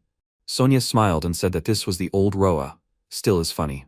Jake came up to their table and asked Roa and Sonia if it was true that they defeated all the monsters in the dungeon. MC got up from the table and asked what Jake wanted from them this time. Jake said that this time he wanted to show who was boss in this town. He said that he was expecting them in 3 days for a duel. Roa asked again, "What duel?" The protagonist said that he didn't like it. Dory apologized to Roa and said that their leader was a bit stupid. She asked if they wanted to hear about it from her. She took Roa's hand and said that they didn't want to fight. She said that it was just a friendly competition. They wanted to find out who could defeat the dungeon boss faster. Dory said that there would be prizes too. She said that if they won, they would be promoted to C rank. Dory said that she had talked to the guild about it. She said that it would be fun. Jake asked the second guy why Dory was wearing that costume. Where was her usual outfit? The protagonist replied that he didn't know why Dory looked like that. He said that Dory had never smiled at them. Sonia asked MC to do it. She told Roa that she didn't like Dory. The protagonist said that they would defeat the dungeon boss anyway, so he agreed. Roa clenched his fist and shouted that he accepted the challenge. They began to prepare for the day of the fight. Roa said that the dungeon boss was C rank, and so they would need to prepare for the fight. They raised their level by another 20, and also managed to develop Sonia's skills. They improved her skills, steel wall and homing. Now she can acquire new skills. Now Sonia, step by step, only has to move towards new skills. Now the status and skills of Roa and Sonia looked different. Roa Foil, level 200, HP 1050 of 1050, MP 1170 of 1170, attack power 609, defense 192, magic, life magic, fire spear, item box, fire volley, lightning throw, thunderbolt, purple flash. Sonia Clark, level 200, HP 2400 of 2400, MP 1000 of 1000, attack power 10, defense 1800. Unique skill, impregnable, steel wall skill 9, homing 8. Roa was happy. He said that he reached level 200. He said that having 4-digit HP gives him a sense of security. Sonia agreed. She said that it helps a lot. The protagonist said that he is confident that they can defeat them. Sonia agreed. She said that they will not lose. The day of the duel came. Jake, seeing Roa and Sonia, said that they have finally come. Jake threatened them that this is their last day in this city. The official representative of the guild shouted to all the people who were in the area that the hour has come. A group of newbies, overgrown with rumors and proud Jake, with his team of self-proclaimed leaders Lamberg, arrange a duel. The guild representative introduced herself and said that she would be the judge of this duel. Roa began to be indignant. Why did this event become an event? Jake was also surprised. He said that he did not know what was happening here. They themselves just arrived. The guild representative said that the teams are given time to kill the boss and return the team with the help of a transfer stone. The time will be measured with a magic tool. The guild representative said that the winner will bring a rare stone, which will be proof of victory over the boss. They called an appraiser, so it will not be possible to cheat. The guild representative asked who will be first. Jake answered that it will be his team. He told Roa that they will be back in a second and sarcastically asked not to run away. MC told Jake not to worry, they will not run away. Dory approached the protagonist and said that she was looking forward to working with them. She said that Jake's words were harsh, but she did not agree with his opinion. Jake told Dory that it was time for them to go. An hour and a half later, Sonia was sitting sad about something. She decided to ask MC about guys' tastes. She asked if he liked big breasts. Roa answered that it depended on the person. The protagonist said that he preferred someone strong like Sonia, said that it was fun to fight with her. Sonia was happy with these words. A crowd of people called out to Roa's team. People said that Jake's team was back. Jake asked how much time had passed. The guild representative said that it had been 1 hour 32 minutes, and the average time to complete was 2.5 hours, so it was fast. Passersby began to rejoice for Jake's team. Jake said that this was common. Jake snorted that it would be difficult to beat this record. Sonia was surprised that it took Team Jake so little time. Roa told Sonia that when they were there yesterday, it took them an hour just to get to the bottom level. Sonia said that it meant if only the bosses didn't take so long and smiled at Roa. The guys figured out how to shorten the time. The protagonist understood her train of thought and said that they would win this race. Roa and Sonia went down into the dungeon. They started the fight with the lizard fighter. Recommended level is 150. Roa shouted at Sonia. He ordered to lie down on the ground. Sonia crouched down. MC used the lightning of the thunderer and killed the lizard. Sonia said that this was a good pace. Roa agreed and told Sonia to avoid the enemy as much as possible. He said that he thought that he and Sonia were getting better and better. Sonia agreed and said that they worked great together. She said that they didn't waste much time and that she was sure that it would be a crushing victory. Roa smiled and agreed with Sonia, but said that they shouldn't let their guard down. They still had to fight the dungeon boss. Sonia smiled and said that she knew it. She said that they would show everyone how cool they were. The protagonist said that this was encouraging. Behind them sat a lizard knight. The lizard burst into tears because his girl left him. Sonia noticed the monster and shouted at Roa to catch it. MC and Sonia go down the stairs. Roa and Sonia saw the lower level. The entrance to it was sealed with magic. The protagonist asked if Sonia was ready. He warned that the boss would be C rank. Sonia told him not to worry, they definitely wouldn't lose. Roa agreed and said that they should go. Kepley, recommended level 400, rank C, boss of the Lamberg dungeon. Sonia and Roa saw the dungeon boss, a monster they had never seen before. Kepley started to attack them. Sonia defended herself with a steel wall, and then used the homing skill. Roa told Sonia that this was a great defense. Even with such a difference in strength, she could do something against the monster. MC took out his sword and prepared to use magic. He said that the spell takes 2 seconds. The range of this is small, but it will be enough. Roa raised his sword, preparing to strike. MC swung his sword and attacked the boss with a purple flash. The dungeon boss was defeated. Roa killed him with 1 hit and his level increased from 200 to 270. The protagonist received the title, Conqueror of the Lamberg Dungeon, rank D, MP effect plus 300. Roa was happy with the new title and was surprised that his mana reserve increased. Sonia said that Roa was able to do it. This blow to the C-rank Kelpie. Roa screamed with joy. He said that the basic damage of the purple flash is 12,000, and with a favorable attribute it rises to 24,000. This is real destructive power. Roa said that they must not forget to collect the magic stone. Now they only have to go beyond the barrier and use the transfer stone. Sonia was a little confused and asked if they won. She called Roa and said that something was wrong. The protective barrier of the dungeon did not disappear. Sonia pointed her finger up and asked Roa to look at it. He looked up and saw another boss. The ghost of the pirate William Kidd, with a recommended level of 1000, rank B. It is an additional boss of the Lamberg dungeon. It was a terrifying sight. MC asked what it was. Sonia said that it was an additional boss. The recommended level of this one is 1000. The ghost of the pirate attacked the guys. Roa managed to dodge his attack. The skeleton continued to attack. Sonia decided to use the homing skill, but it did not work. Roa screamed that the ghost was coming for him. Roa took out his sword and prepared to fight the monster. The skeleton was ready to attack the protagonist. Meanwhile, upstairs, the guild representative said that 45 minutes had passed since the two entered the dungeon, and so far there was no sign of them returning. Jake chuckled and said, maybe they were stuck at the beginning? Dory snorted at him. She said that he was wrong. She said that the guys would win by a large margin. The guild representative asked Dory whose side she was on. Dory replied that she was on the cool side. Jake replied, well then it's about us, not them. The guild representative asked them not to quarrel. The guild girl asked Team Jake what they thought about doing something to kill their boredom while they waited. She said that she could tell a few scary stories about dungeons. The guys gathered around her. The girl began her story. The guild representative said that in addition to the dungeon bosses, there are also additional bosses. She said that when special conditions are met, it appears. The power of the additional bosses is extreme, and if it attacks, the characters are unlucky. They can prepare for death. Team Jake was shocked by these words.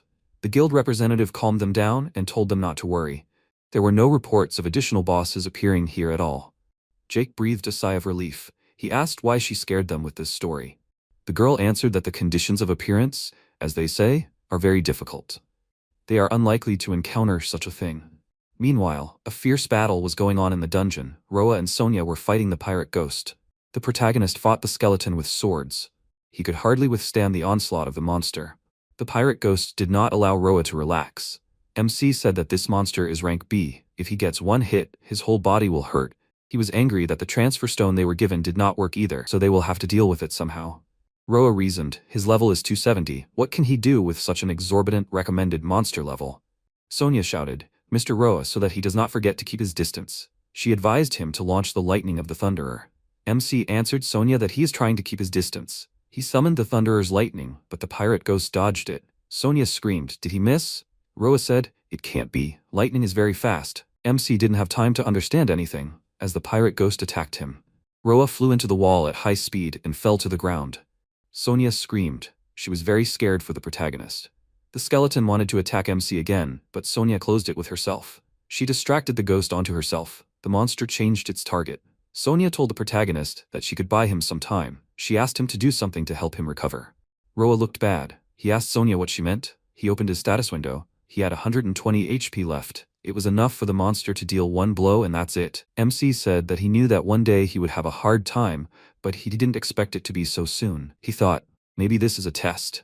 If he can't pass even such a test, then he shouldn't master all the magic. Sonia reflected the ghost's attacks and tried to dodge sword strikes.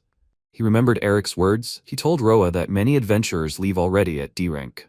MC got to his feet and said that he climbed to this from the very bottom. He said that he would not give up so easily. He was just unlucky once. The protagonist began to reason. He became interested in why he missed. There could be two reasons why he did not hit the target. The distance was too great, and he went to attack straight in the forehead. He said that even if he attacks the pirate in the blind spot, the boss will immediately counterattack. If this happens, the MC will die even before the cast occurs, regardless of the speed of the monster. Roa took out his sword and said, in other words, he does not have time to cast, but he can parry attacks. He can only use the sword in close combat. The protagonist said that fortunately there is magic that is ideal for such cases. Strengthening the body MP consumption seconds X enhancement multiplier X10. The multiplier is in the range of 1 to 3 times. Effect, increases physical abilities.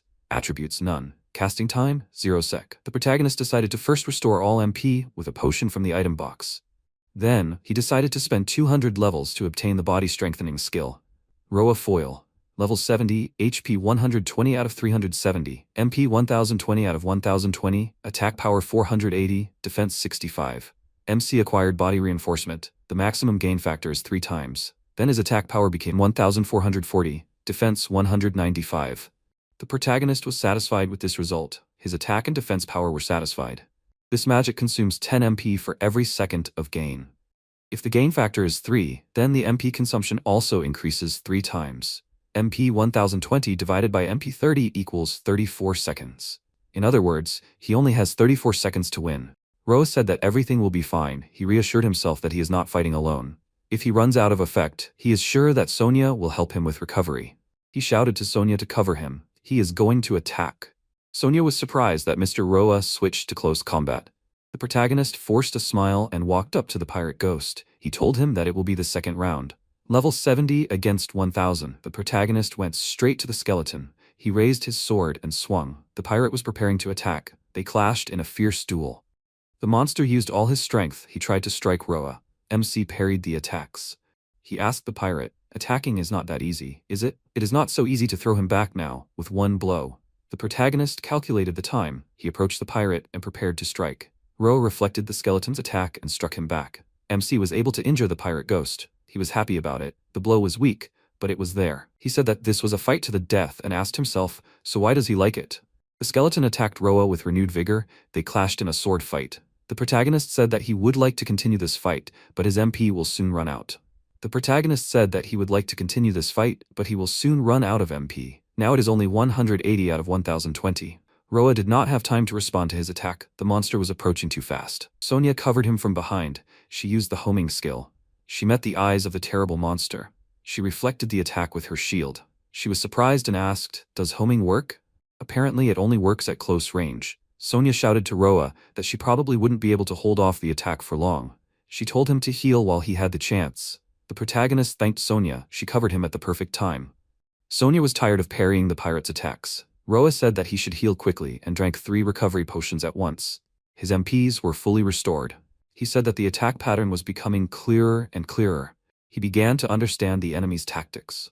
The protagonist prepared for a new fight and attracted the pirate's ghost's attention to himself. The pirate's first blow had a high probability of becoming a push before the next attack. So Roa ducked and returned from the push. A gap appeared. At that moment, the protagonist struck the enemy with a sword, cutting off the pirate's hand. The pirate's ghost lost the hand in which he held the sword. Sonia did not lose her nerve and rushed at the pirate. She grabbed him and held him in place. She shouted at Roa to cast the spell while she could hold the monster. The pirate turned around, seeing Sonia. He pushed her away with all his might. Sonia fell to the side. The ghost headed towards the protagonist. He was preparing to attack with one hand. Roa had enough time while Sonia held the pirate. MC apologized that it happened. 2 seconds remained until the cast. The protagonist swung his sword and screamed with all his might. He called the lightning of the thunderer. With the sword and lightning, he cut the ghost of the pirate in half. Sonia was happy with the victory.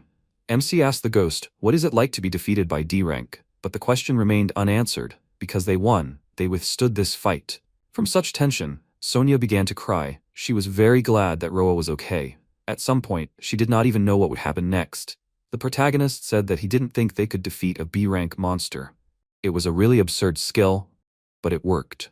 Sonia's recklessness also saved his life. The system windows with a level up notification kept popping up. Sonia approached him and, taking his hands, said that before this he was only level 70.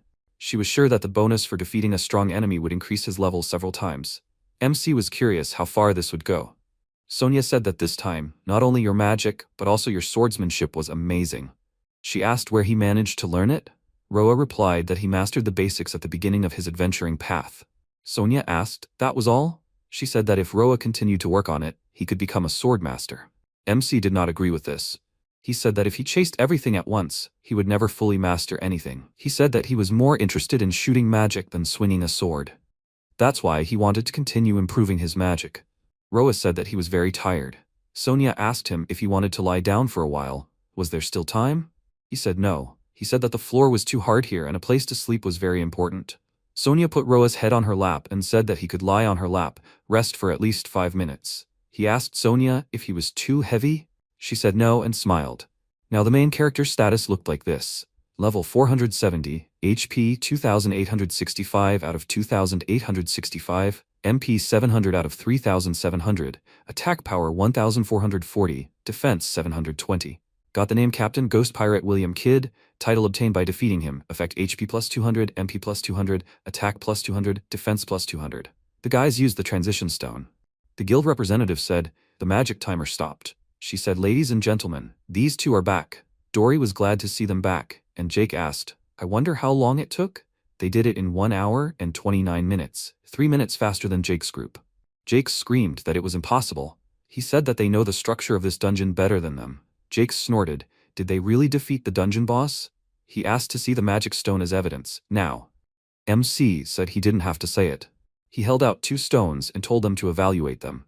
Jake's eyes widened. He was surprised. He asked for 2 of them. The appraiser took both stones and said that one of the stones was much larger than the C-class magic stone.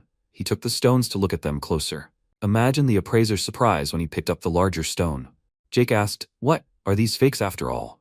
The appraiser answered in the negative. He said that the stones were definitely real. Both were freshly picked. The appraiser added that one of these stones was B-class. Team Jake was dejected. They were surprised and indignant. Jake asked what this meant.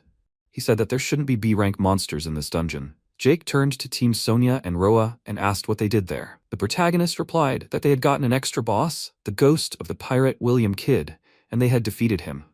All the people and the guild representative were confused. They did not understand how they could get an extra boss. The guild representative grabbed Roa by the cloak and started shaking him. She asked if he was joking. After all, she had just told everyone that additional bosses only appear when a number of strict conditions are met. Sonia asked what conditions. The guild representative said that she needed to look at the conditions. She started listing the conditions. First, there must be 2 or fewer members in the party. Second, the time to reach the lowest level of the dungeon is less than 1 hour. Third, it is less than 30 seconds to defeat the dungeon boss.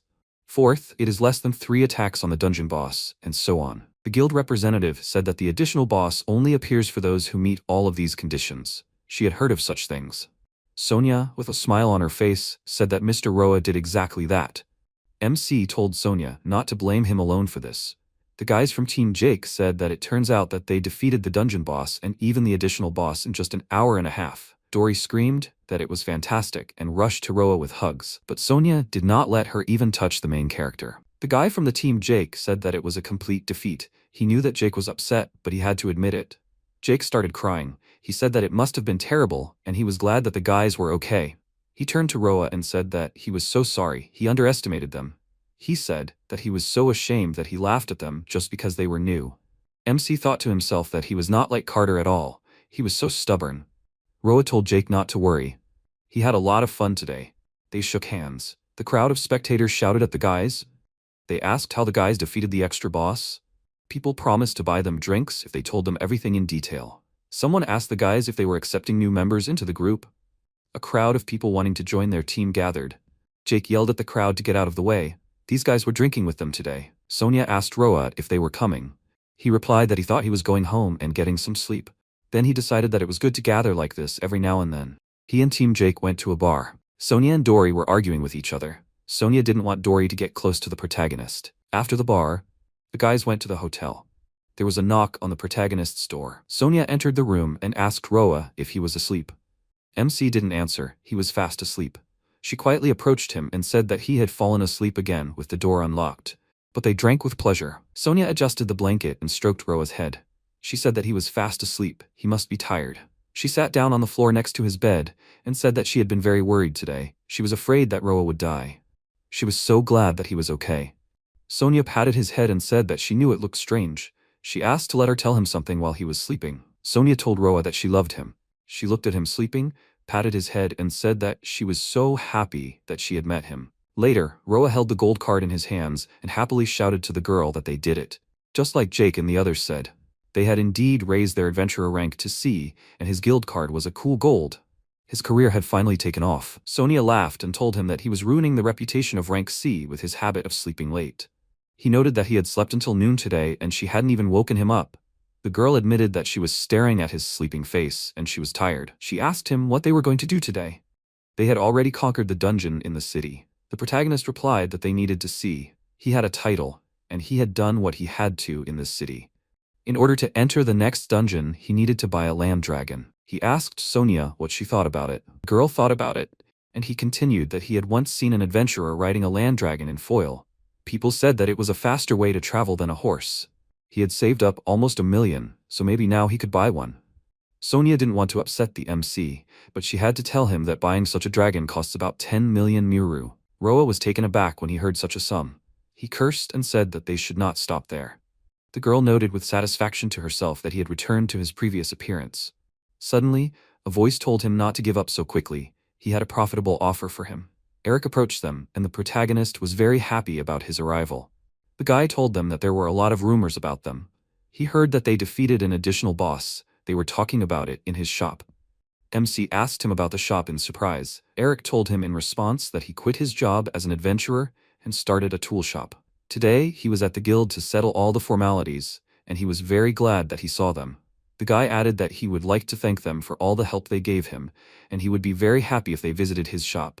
Roa and Sonia responded enthusiastically to his offer, and they all set off together. When they arrived, the protagonist noted that this place looked more like a stable than a shop.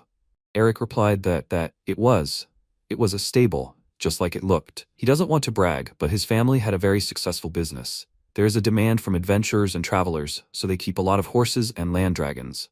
He showed them one of the dragons and told them that he was giving it to them for free. The guys were very surprised. Is he confident in his decision? Eric reminded them that they saved his life, so they should not be shy. This dragon is one of his best, and he is sure that the protagonist will take care of it, so he is ready to give it to them. He continued that when he wanted to become an adventurer, this dragon was always by his side. But if his friend goes with them, he thinks his dream will come true. They were very grateful to their friend for such a gift. Moreover, the dragon turned out to be very friendly, and they got along with it right away. Eric told them that they can name it whatever they want, and MC suggested calling it Yao Yorozu Inferno Slayer of Justice. Sonia and the guy were silent in surprise, and the girl told Roa that it was not a very good name. He could call him something nicer, like caramel strawberry sauce with whipped chocolate. And Eric said that this dragon would suit just the name Yao. Let them call him that. The protagonist happily agreed to the guy's proposal. Eric invited them to the store, saying that they would give them a good discount on the necessary tools because they needed to prepare for departure. The next day, Roa got up surprisingly early and was about to leave, which really scared the girl. She was indignant that he was already leaving alone, but he should not leave her here. They heard some noise and saw Team Jake. The team members were arguing heatedly about something. Apparently, they wanted to split up. Roa and Sonia approached them and asked them why there were so many people here. They were told that it was because they were now local celebrities. Jake added that they were not going to stand still either, and if they saw them again, then victory would be theirs. He wished them to stay healthy and not get sick until then. The protagonist smiled and answered him that he was quite good. Eric turned to his saviors and wished them to be good friends with Yao. The guys warmly thanked him for everything and saddled the dragon. After it moved off, Roa and Sonia were very surprised by its speed. They looked back and saw people seeing them off, waving goodbye to them. The girl asked MC, "Is it a little sad, isn't it?" He answered her that it was true. They met many friends here, but he was sure that in the next city, they would meet even more. The protagonist thought that even in foil, he was very glad that he met Sonia. The girl asked him ingratiatingly, "Did he hear anything last night?" He told her no, and she assured him that it was no big deal. She wanted to tell him something else, but then she saw the kobold fighter. He appears at the most inopportune moment. The protagonist opened the map and said that, judging by the map, another city would not be so far away. Their next stop is the volcanic city of Almond. At that moment, two bandits burst into the house near the forest where old Enrico lived. They shouted at him to get out of their way, that this was their refuge now. One of the bandits said contentedly that he did not expect to find such a house in the forest. The old man began to ask them to go away and leave him alone. If they took this house, he would have nowhere to go. The bandits answered him that they did not care about it. If he wanted to live, he should just get out of here. Suddenly, someone's shout stopped them. Roa and Sonia came to the old man's aid. They heard a noise on the way and turned towards this house. The protagonist shouted, "What are these bandits doing?" They angrily asked them who they were and what tourists were doing here. MC held out a bucket of crabs and told them that there were a lot of crabs in the river. They would fry them for breakfast later. The bandits were confused. Were they just showing them their crabs? Sonia held a plate of food and said that she had prepared a lot of curry for Mr. Roa for dinner tonight. The bandits looked at each other. What did curry have to do with it? They decided that this was a strange group and they needed to be beaten up well and robbed blind. The protagonist got completely angry. He told these idiots that it was much more fun to achieve everything with your own work. He erected a magic circle in the air and said that now these scoundrels would have their fun. The bandits were scared. They realized that in front of them was not just a fisherman, but a wizard. MC launched a thunderbolt at them and punished the bandits. So, on the way to Almond, they saved an old man who introduced himself as Enrico. He told them that he was once an adventurer too, and shared some information with them. Almond is a city with a thriving mining industry, the dungeons of which are full of fire monsters of rank C and above. The dungeons are the remains of old mines. Many of the traps that were set up to prevent the theft of minerals are still there. And at the lowest level, there is a giant wolf engulfed in fire. It is said to be a rank B volcano hound. The protagonist told Sonia that he thinks that water-based magic is indispensable. And magic or items that can cope with traps will also come in handy. She told him that after the fight with the extra boss, she acquired several new skills. He asked her which ones. She showed him her data. Level 540, HP 6100 out of 6100, MP 2500 out of 2500, attack power 210, defense 54, unique skill impregnable, skills, steel wall 10, homing 10, abnormal resistance 10, giant shield 1, protective spirit 1, poison shield 1. The protagonist was surprised that the girl could increase her mastery level to 10. She could acquire the following additional skill. This poison shield would be a good source of damage if pumped up. He also thought about magic, which could come in handy. This seemed like a good option to start with. Water Blade. MP consumption, 350. Base damage 10,000. Attribute water. Casting time 2 seconds. Cost 150 levels. Water Blade was studied, and now the protagonist's stats were as follows. Level 320, rank captain. HP 2,320 out of 2,320. MP 3,220 out of 3,220. Attack power 990. Defense 570. Continuing his journey, he told the girl that thanks to the information he received from Enrico, they would be well prepared before entering the dungeon. But why did this old man live so deep in the forest? Sonia asked him in surprise. Didn't he listen to him? He fell in love with a nymph he met in the forest once. He doesn't know when he will see her again, but he constantly waits for it. Such a romantic story. The protagonist said that conquering dungeons is definitely more fun than love. The girl was upset by these words. She told him that she thought he would say that. Suddenly, the dragon braked sharply, and they saw the city of Almond in front of them. They came to the hotel, leaving their dragon Yao in the stable. The protagonist thought that this city smelled something very unusual. Probably it was the smell of hot springs. This place is famous for them. When they were told the price of one room at the reception, they had to take one room. MC thought that now he understood why all hotels were so expensive. He was ashamed that he did not dare to take 2 rooms. He told the girl that this time they had no choice but to live in one room. Sonia, beaming with joy, told him that saving money is very important. MC wondered why she looked so happy. He suggested that she pack everything and go to the dungeon. They need to complete a few simple tasks. One of them is Hellboar Skin X5. The reward for this is 30,000 Muru. The protagonist couldn't wait to see what a C-rank dungeon was like. They went down into the dungeon, and he told the girl to run to the left. There they met a Hellboar, recommended level 330, C-rank. MC noted that it had a good position and real speed. He commanded forward and used Water Blade against the boar. After they destroyed the boar, Sonia was amazed that this new magic was very effective. The protagonist thought about it, and the girl was worried about his thoughtfulness. She asked him if something was wrong. He told her that everything was fine. He just thought it was strange that her level had not increased. It was natural. The recommended level to defeat them was about the same. She asked him, couldn't he always increase his level? He told her that he didn't feel anything. He had been fighting higher rank monsters all his life. The girl noted that there were stronger monsters on the lower levels, and she asked him to be careful with the traps. According to Old Man Enrico, they don't know what danger awaits them there. Immediately after this, she fell into a trap. A crack and a cloud of dust rose. The protagonist saw that Sonia had disappeared. He started calling her, asking her if she was okay. Suddenly everything cleared up and he heard her voice. She told him that everything was okay, there was just smoke. The protagonist was shocked when he saw her. She was sitting on the floor in her underwear. He exclaimed, "What does this mean?" The girl was scared and didn't understand what happened. MC told her to calm down and listen to him. He was still in the smoke and could only see vaguely, and while it was all just a blur, he didn't know what was going on, but she had to do something about it. The girl didn't understand what he was talking about, and what had just flown by. Suddenly she realized that she was sitting in her underwear, and she screamed. Why was her equipment ruined? He told her that he didn't know himself, but it was one of the traps where the smoke made it fly apart. She was embarrassed and thought that she should have put on nicer underwear. Sonia picked up her equipment and asked the protagonist not to look at her. She would put on her clothes now. If any monsters appeared now, and she was here like this.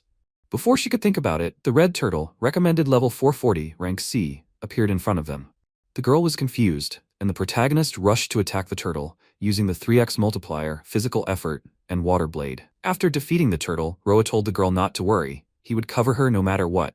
He added that she should get dressed while she still had the chance.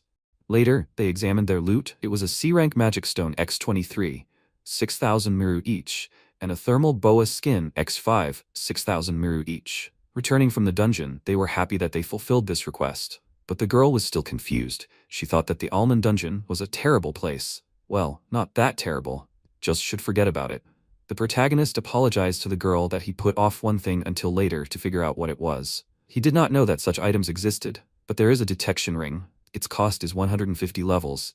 And the effect is that it can detect traps in the dungeon. He should have done it earlier. He has enough levels to make such rings for himself and for Sonia. She asked him if he was sure about it. After all, it would lower his level to 77. MC assured her that he could raise it at any time. And it was better than losing all his equipment. He showed her 2 rings and told her that they would try them tomorrow. The girl admired the beauty of the rings and thanked Roa. After some time, Sonia was sitting in the bathtub and enjoying the pleasant sensations. She thought that it was very expensive to have an outdoor bathtub in the hotel. Sonia told the protagonist that she would take a bath tomorrow morning, but she could not sleep, so she came here anyway. A lot happened today. But MC was probably not too surprised by everything. She heard some sound and thought that there was someone else here, and seeing the silhouette of the person present, she noted that he also had such a beautiful body. Suddenly she saw Roa and exclaimed, "What is he doing here?"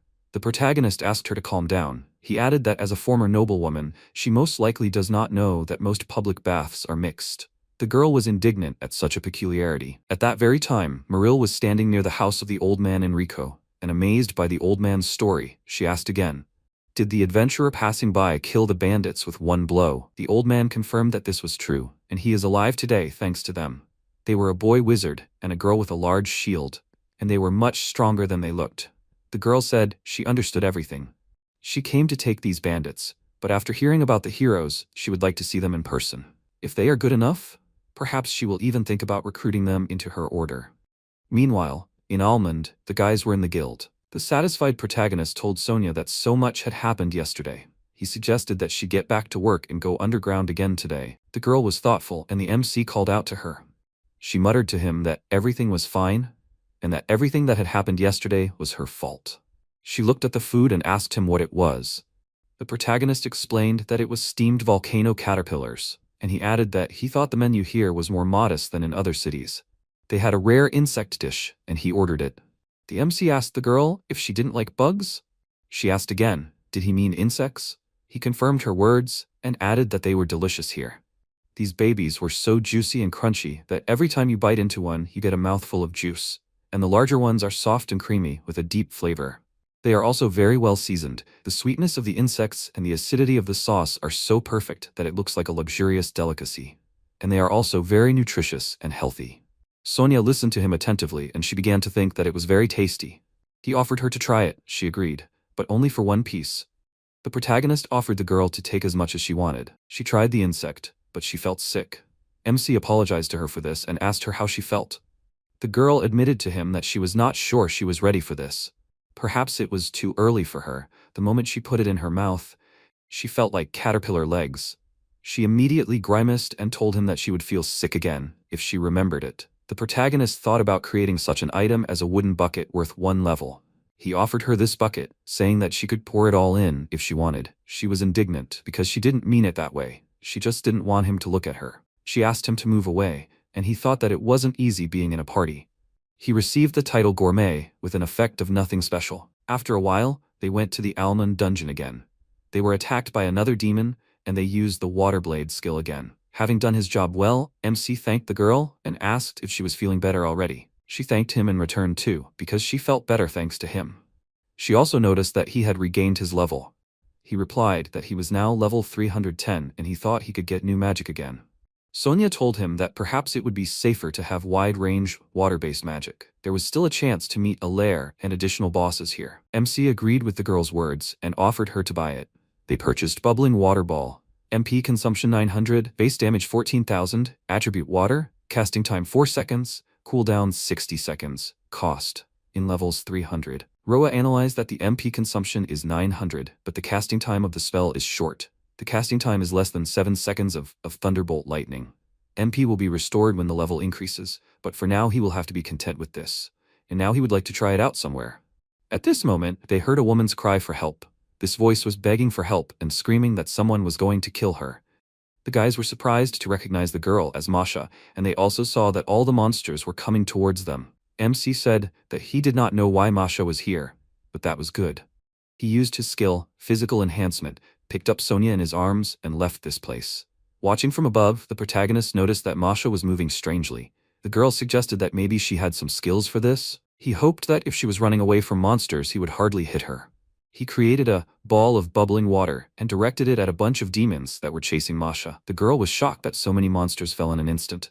She wanted to know who saved her, because as far as she knew, there was no one who could use such amazing magic. She turned to go, but stumbled and fell. Roa asked her if everything was okay, and she enthusiastically shouted to him that she would recognize this voice out of 1,000. This voice belonged to Roa, and he felt his level increase to 265. There was a flash. Masha asked who it was. She was told to wait a minute. Now it will all pass.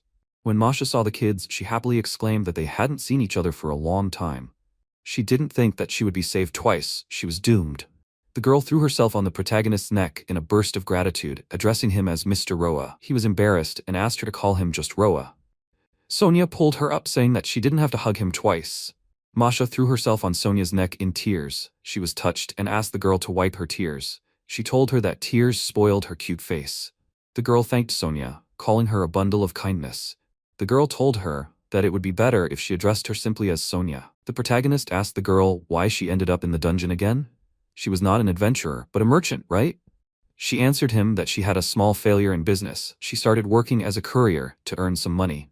MC asked her what that meant. A courier? The girl explained that she carried materials that adventurers were hunting for. She had some magic, so it was a good decision for her.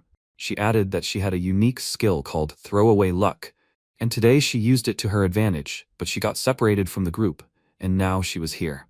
The protagonist wondered how she could get separated if she was so fast. She laughed and told him that perhaps it was because she was daydreaming at the time.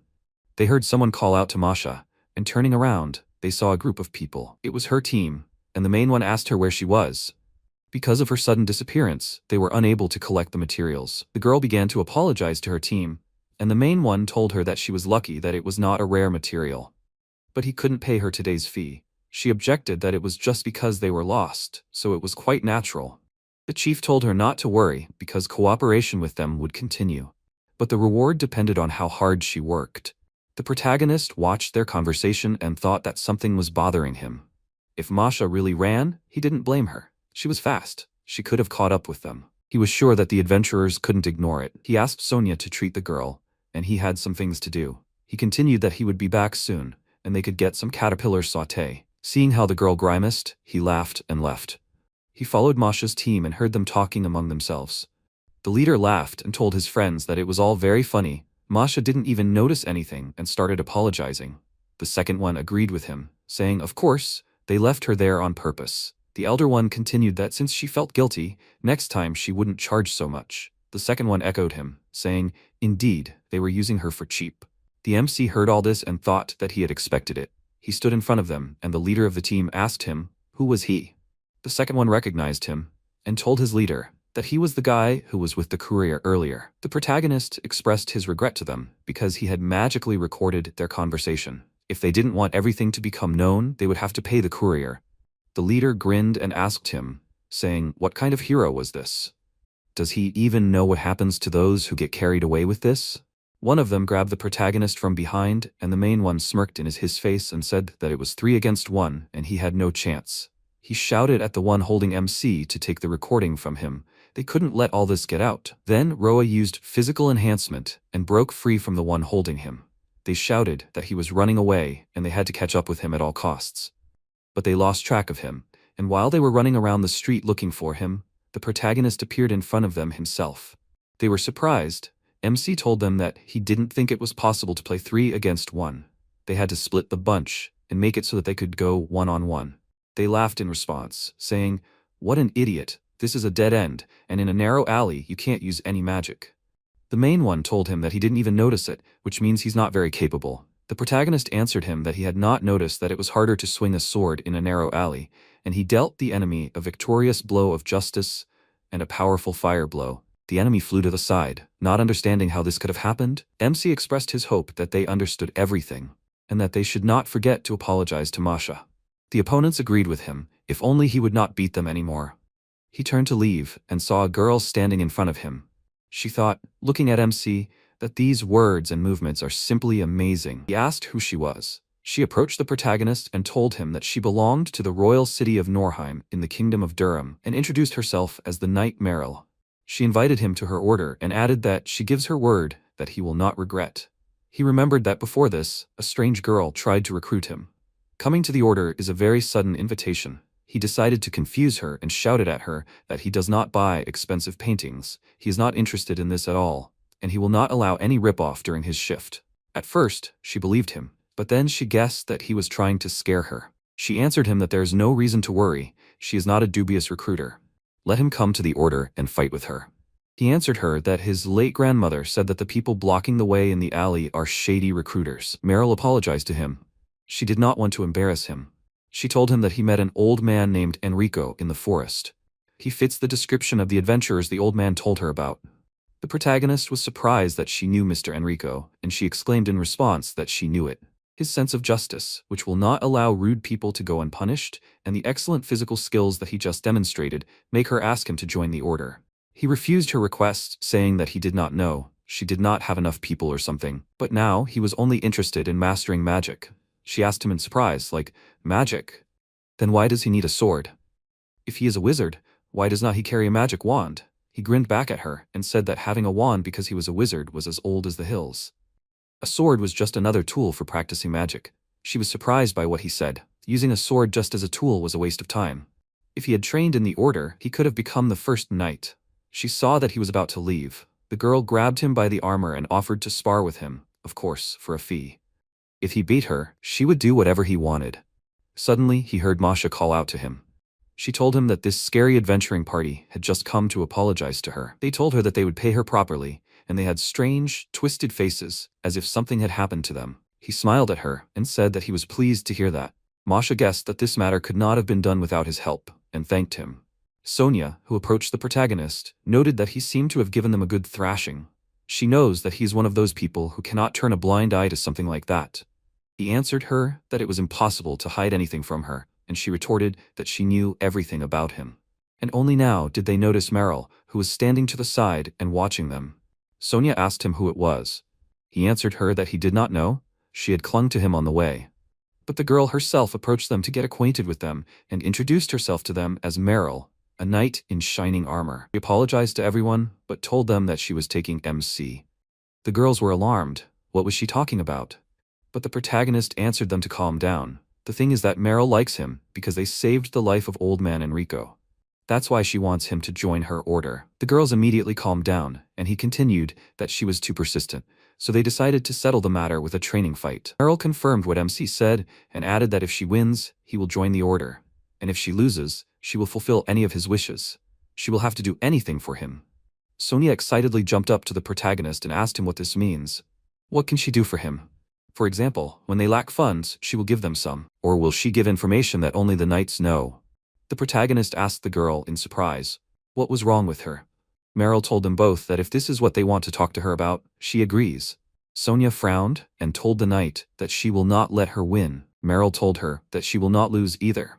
The protagonist asked Sonia why she was so worried, since he would be the only one to fight the knight.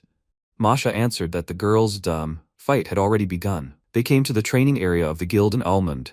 Sonia said that she had heard that the guild in Almond had a magnificent training ground. Masha answered that since there were many masters here, they were building more and more of these things. The squad standing next to them was shouting that Roa was the coolest. Give him a chance, and he would show all his magic here. Masha thought that they had not changed at all. Meryl asked MC if he was ready. She showed him a coin and said that the match would begin as soon as the coin fell. As long as he did not use a blade, he could fight in any way, even with magic. He would win if he hit her once with his wooden sword. She would win if she hit him 3 times. He was indignant. Why 3 times? He's not some kind of cripple. Meryl tossed a coin, saying that she was a good knight after all and should be kinder to ordinary people. A duel ensued between them. MC noted that she was very fast, and he could see the line from her sword. If he could parry it with his sword, he would win.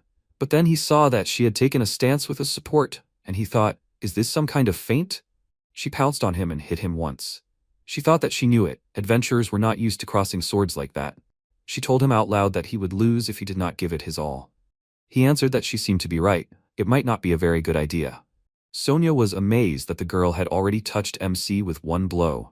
Masha suggested that this battle was more difficult than he thought.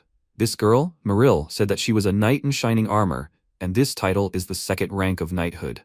Sonia asked her if she meant that Meryl was strong enough to stand up for herself. The girl replied that she was not expected to be a knight. She did not think that Roa had ever pointed his sword at anyone, and she was a little worried about it. The protagonist used his physical effort skill, and the knight thought that he was in his element, but she would see how he handled it. He skillfully repelled all her attacks, and she admitted that he was good, however, as she expected, and he quickly learned her techniques and adopted them. She also noted that he had an amazing growth rate, and she realized that he was too good to leave her. Masha exclaimed that she was starting to enjoy this duel. Suddenly, they stopped and MC asked the girl, where did the knight get such a face? The girl was embarrassed and told him to forget about it. He said it didn't matter, he would recover in a moment. She noticed something in his hand and asked him where he got it from. Was it part of his magic? MC explained that he was about to run out of MP. Meryl told him that it was funny, but there would be no next time. The protagonist used the skill Purple Flash, and the 2 of them dueled again. He took a magical step and the girl realized with surprise that in an instant he was behind her. But skillfully dodging, she was still able to land a 2nd blow. He cried out that it actually hurt, and she apologized to him sweetly. She told him that it was hard to be gentle with a guy when he was in the moment.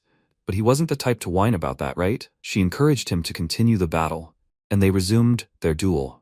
He thought that even if he used magic, she would close the distance in a split second. There was no time for spells. She swung her weapon and shouted at him that she intended to make the final blow.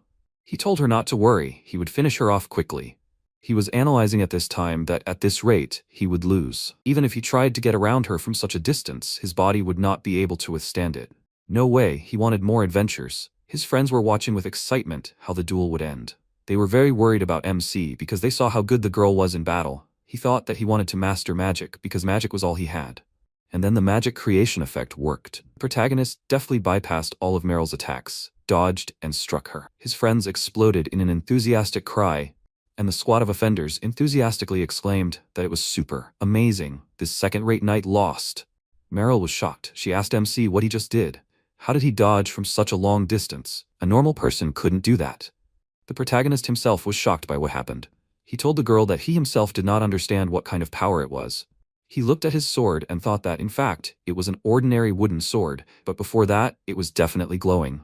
Although he did not use any magic, and it did not matter anymore. He told the girl that it seemed that he won against a knight in shining armor. She irritably answered him that it was impossible for her to lose, and she began to cry. He was confused when he saw that she was crying. She cried and thought that there were so few knights, and she lost, and he would not come to the order. Newbies cannot stand it, and immediately give up this business. He asked her, did she have some kind of problem, right? She did not listen to him, and kept thinking that a promise is a promise, and she will do everything he asks. She did not notice that she said it out loud, and he heard her. He laughed and told her that he did not need anything right now. He suggested that she leave it all for later, until he came up with something. She asked him if he was sure about his decision. He could take her paid leave and rest a bit. Then Sonia pounced on him, expressing her boundless joy at his victory. She asked him what that was. She didn't know where that move of his came from, but it was really cool. He really was the best. He thanked her reservedly, but told her that she was too close to him.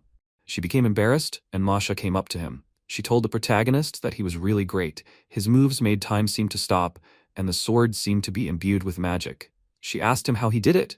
He told her honestly that he didn't know.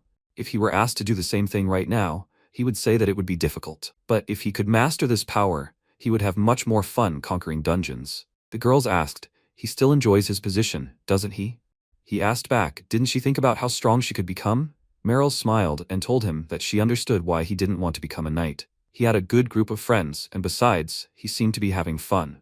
And she apologized to him for everything she had asked of him. She admitted to him that she was very ashamed, and that she was letting him go. She lived in the Durham Knights Barracks in Norheim, the royal capital, and when she was not there, she was usually guarding the King's Landing or fighting bandits. If he needed anything, he should just ask her. He told her that it had been an interesting experience, and he thanked her. After some time, they found themselves in the Almond dungeon on level 1. The protagonist told his friends that as a result, he did not have to change his job. Today, as usual, they are going through the dungeon. Then he saw Masha and asked her why she was here. She answered him that it was because Mrs. Sonia hired her as a courier. When he asked why she spoke like that, Sonia laughed and explained that she wanted to change her manner of speech. Masha added that the trio with facial deformation called her a provincial for the way she spoke. Later, of course, they apologized to her, but it hurt her feelings. The protagonist answered the girl that she should not worry at all. Sonia thoughtfully drawled that all girls worry even about the most insignificant things. She wanted to be told that she was cute, right? The girl indignantly answered her that she just did not want to be made fun of while doing business. And more quietly, she turned to her friends so that today they would hunt for materials from the heart. She will carry what does not fit in the item box. Using the reward as a starting fund, she will return to trading. The protagonist told her that if that is what she wants, he will be only too happy to help her, noting that she has a very strong fighting spirit. He took a knife and wanted to remove some of the boar, but Masha stopped him. She told him that these parts are not of particular value, so he does not even need to remove them. He countered that he has already sold the skins of heat boars for 6,000 muru. She told him that this is because heat boars are more likely to appear in places with high temperatures, so the rate for them in Almond is low. However, she would recommend him the tusks. Perhaps it is because of their surprisingly large size, but few adventurers bring them with them. But if they go in his item box, it will not matter. He agreed with the girl's words, because it was true that they could leave the light things to her. And on top of that, this specimen was in good health, so they would give a good markup for that too. MC appreciated Masha's advice. It turns out that you can learn a lot from traders, and breaking fangs and claws is easier than skinning. Masha told him that his knife should be cleaner, and he apologized to her for spilling blood on her. Another heat boar looked out after them, afraid that tomorrow would be his turn. 3 days later, the friends were happy with their good prey. Sonia brought a bag of money and told MC that they sold the material that Masha told them to collect for a good price. She was happy that she could help her friends, and besides, she also received a large reward, so it was a win-win. She said that with this money she could buy a cart for her business. The protagonist asked her, "Does that mean the courier service is closing?" Sonia answered him in the affirmative, and added that she was also thinking of going to the royal capital of Norheim. There she could make a fortune and repay all their kindness 100-fold. MC smiled and told her that he hoped that by then she would have found her tone. She told them in response that if they ever came to the capital, she invited them to visit her. They wished each other luck and parted. Sonia told the protagonist about Masha, that she was as active as always. MC in response expressed hope that they would meet her again soon. He thanked the girl. Hiring a courier was a good idea, and thanks to her, Masha is now on the road again, and he learned a lot about materials. Sonia said that if she were here now, they would not have so much time alone. The protagonist agreed with her and added that they were better together. It was easier to coordinate battles. When MC was already asleep, Sonia couldn't sleep. She thought about how she tried to follow Meryl's example and be more persistent. She tried to be brave, but Roa was so stupid. The next morning, the protagonist was woken up by a strong fit of rage. They went to the Almond dungeon again on level 5. There they were met by a fiery buffalo, recommended level 550, rank C. The guys used their new skill, Bubbling Water Ball, to fight it, and although the battle was difficult, they defeated the buffalo. Sonia praised the protagonist, saying that he did it, and this was the perfect moment. He replied that it was all thanks to her. She had now reached her level goal. Indeed, the girl's level was now 560, and MC's was 501. He thought about continuing to use magic with this attribute, which cost 500 levels, and was called Rain Cloud. MP consumption 1000, base damage 30,000, water attribute, casting time 2 seconds, cooldown 150 seconds. He continued that the MP consumption and cooldown were quite large, but the advantage in the amount of damage was even greater. He had enough levels, so he would get it right away. But the girl stopped him, because he could do it after he left the dungeon. If he spent 500 levels, he would return to level 1. It would be very dangerous to try to raise it again here. The protagonist thought about her words, because if there was a level that he could spend, he wanted to spend it right away. But Sonia was right. He needed to think about the future. They returned to the guild, and the protagonist said that they had earned 15 magic stones from the 90,000 Miru rank. Well, they had made some good money today. But considering the high cost of housing, he would have been happy if they had earned a little more. The girl suggested that they go up to level 6 tomorrow. Maybe they could find materials that could be sold for more than they were getting now. Their conversation was overheard by Surai, an A-rank mage, who told them that it would not be safe for them. If they wanted to go to level 6, they should be A-rank like him. The protagonist advised him to brag somewhere else. But the guy exclaimed that they had misunderstood him. He just wanted to ask if they would like to have dinner with him. He could give them any information. The dishes were brought, and the protagonist saw a beef steak. Sonia was surprised by the abundance of food, and asked Surai if he was sure that all this was on the house. He told her that this was his apology for being rude to them earlier. They have nothing to be embarrassed about. Let them eat. Roa savored the steak. Wondering what this type of cooking was called, Surai told him that it was medium rare. He saw tears of pleasure on MC's face and was confused by this. He asked the girl what the protagonist usually eats. She laughed and told him that Roa eats caterpillars. Surai completely forgot to introduce himself to them. He told the guys his name and who he was. He asked the girl if they had ever met her before. The girl answered him negatively.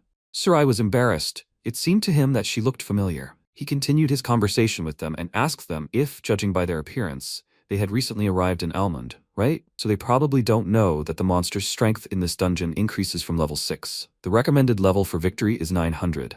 Almost all monsters are B rank. The guys thought about it, and Sonia asked MC if the additional boss they had fought before had a recommended level of 1000, right? The protagonist answered her affirmatively and added that if the monsters don't go in groups, then they have a good chance of winning. Surai was surprised by their words. Had they defeated an additional boss? So what rank are they then?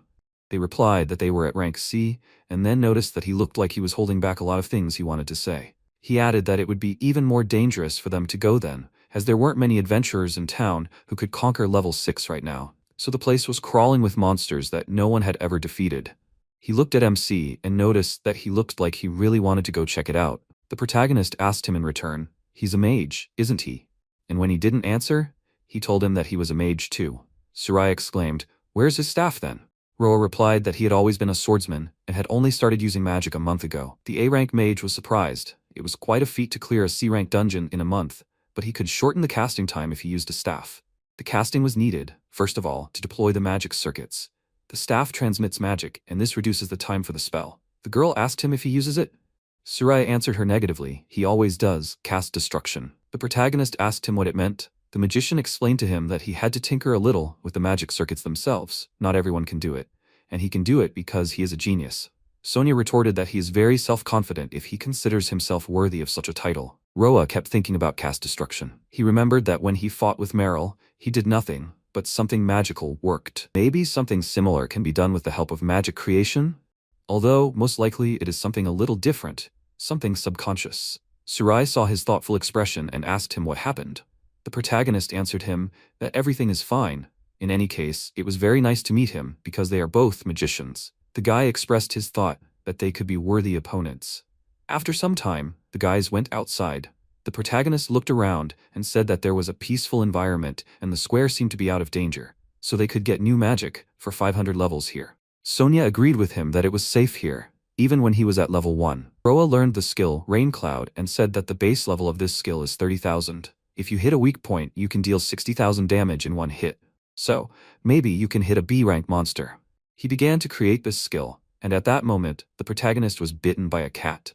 He fell to the ground, groaning in pain. He felt sick. Sonia screamed at him not to die from this little cat. After some time, they were sitting in their room and the protagonist complained to the girl that he already thought that his end had come. He didn't expect that he would almost die from this little cat. The girl told him that first of all he should level up again. She suggested that he go to the 6th floor the day after tomorrow. MC told her that according to Surai, level 6 is dangerous. He wants to level up to at least 500 again before they go there. He looked at the scoreboard and jumped in surprise. The frightened Sonia asked him what happened. He showed her what was on the scoreboard, and the girl was also speechless from what she saw.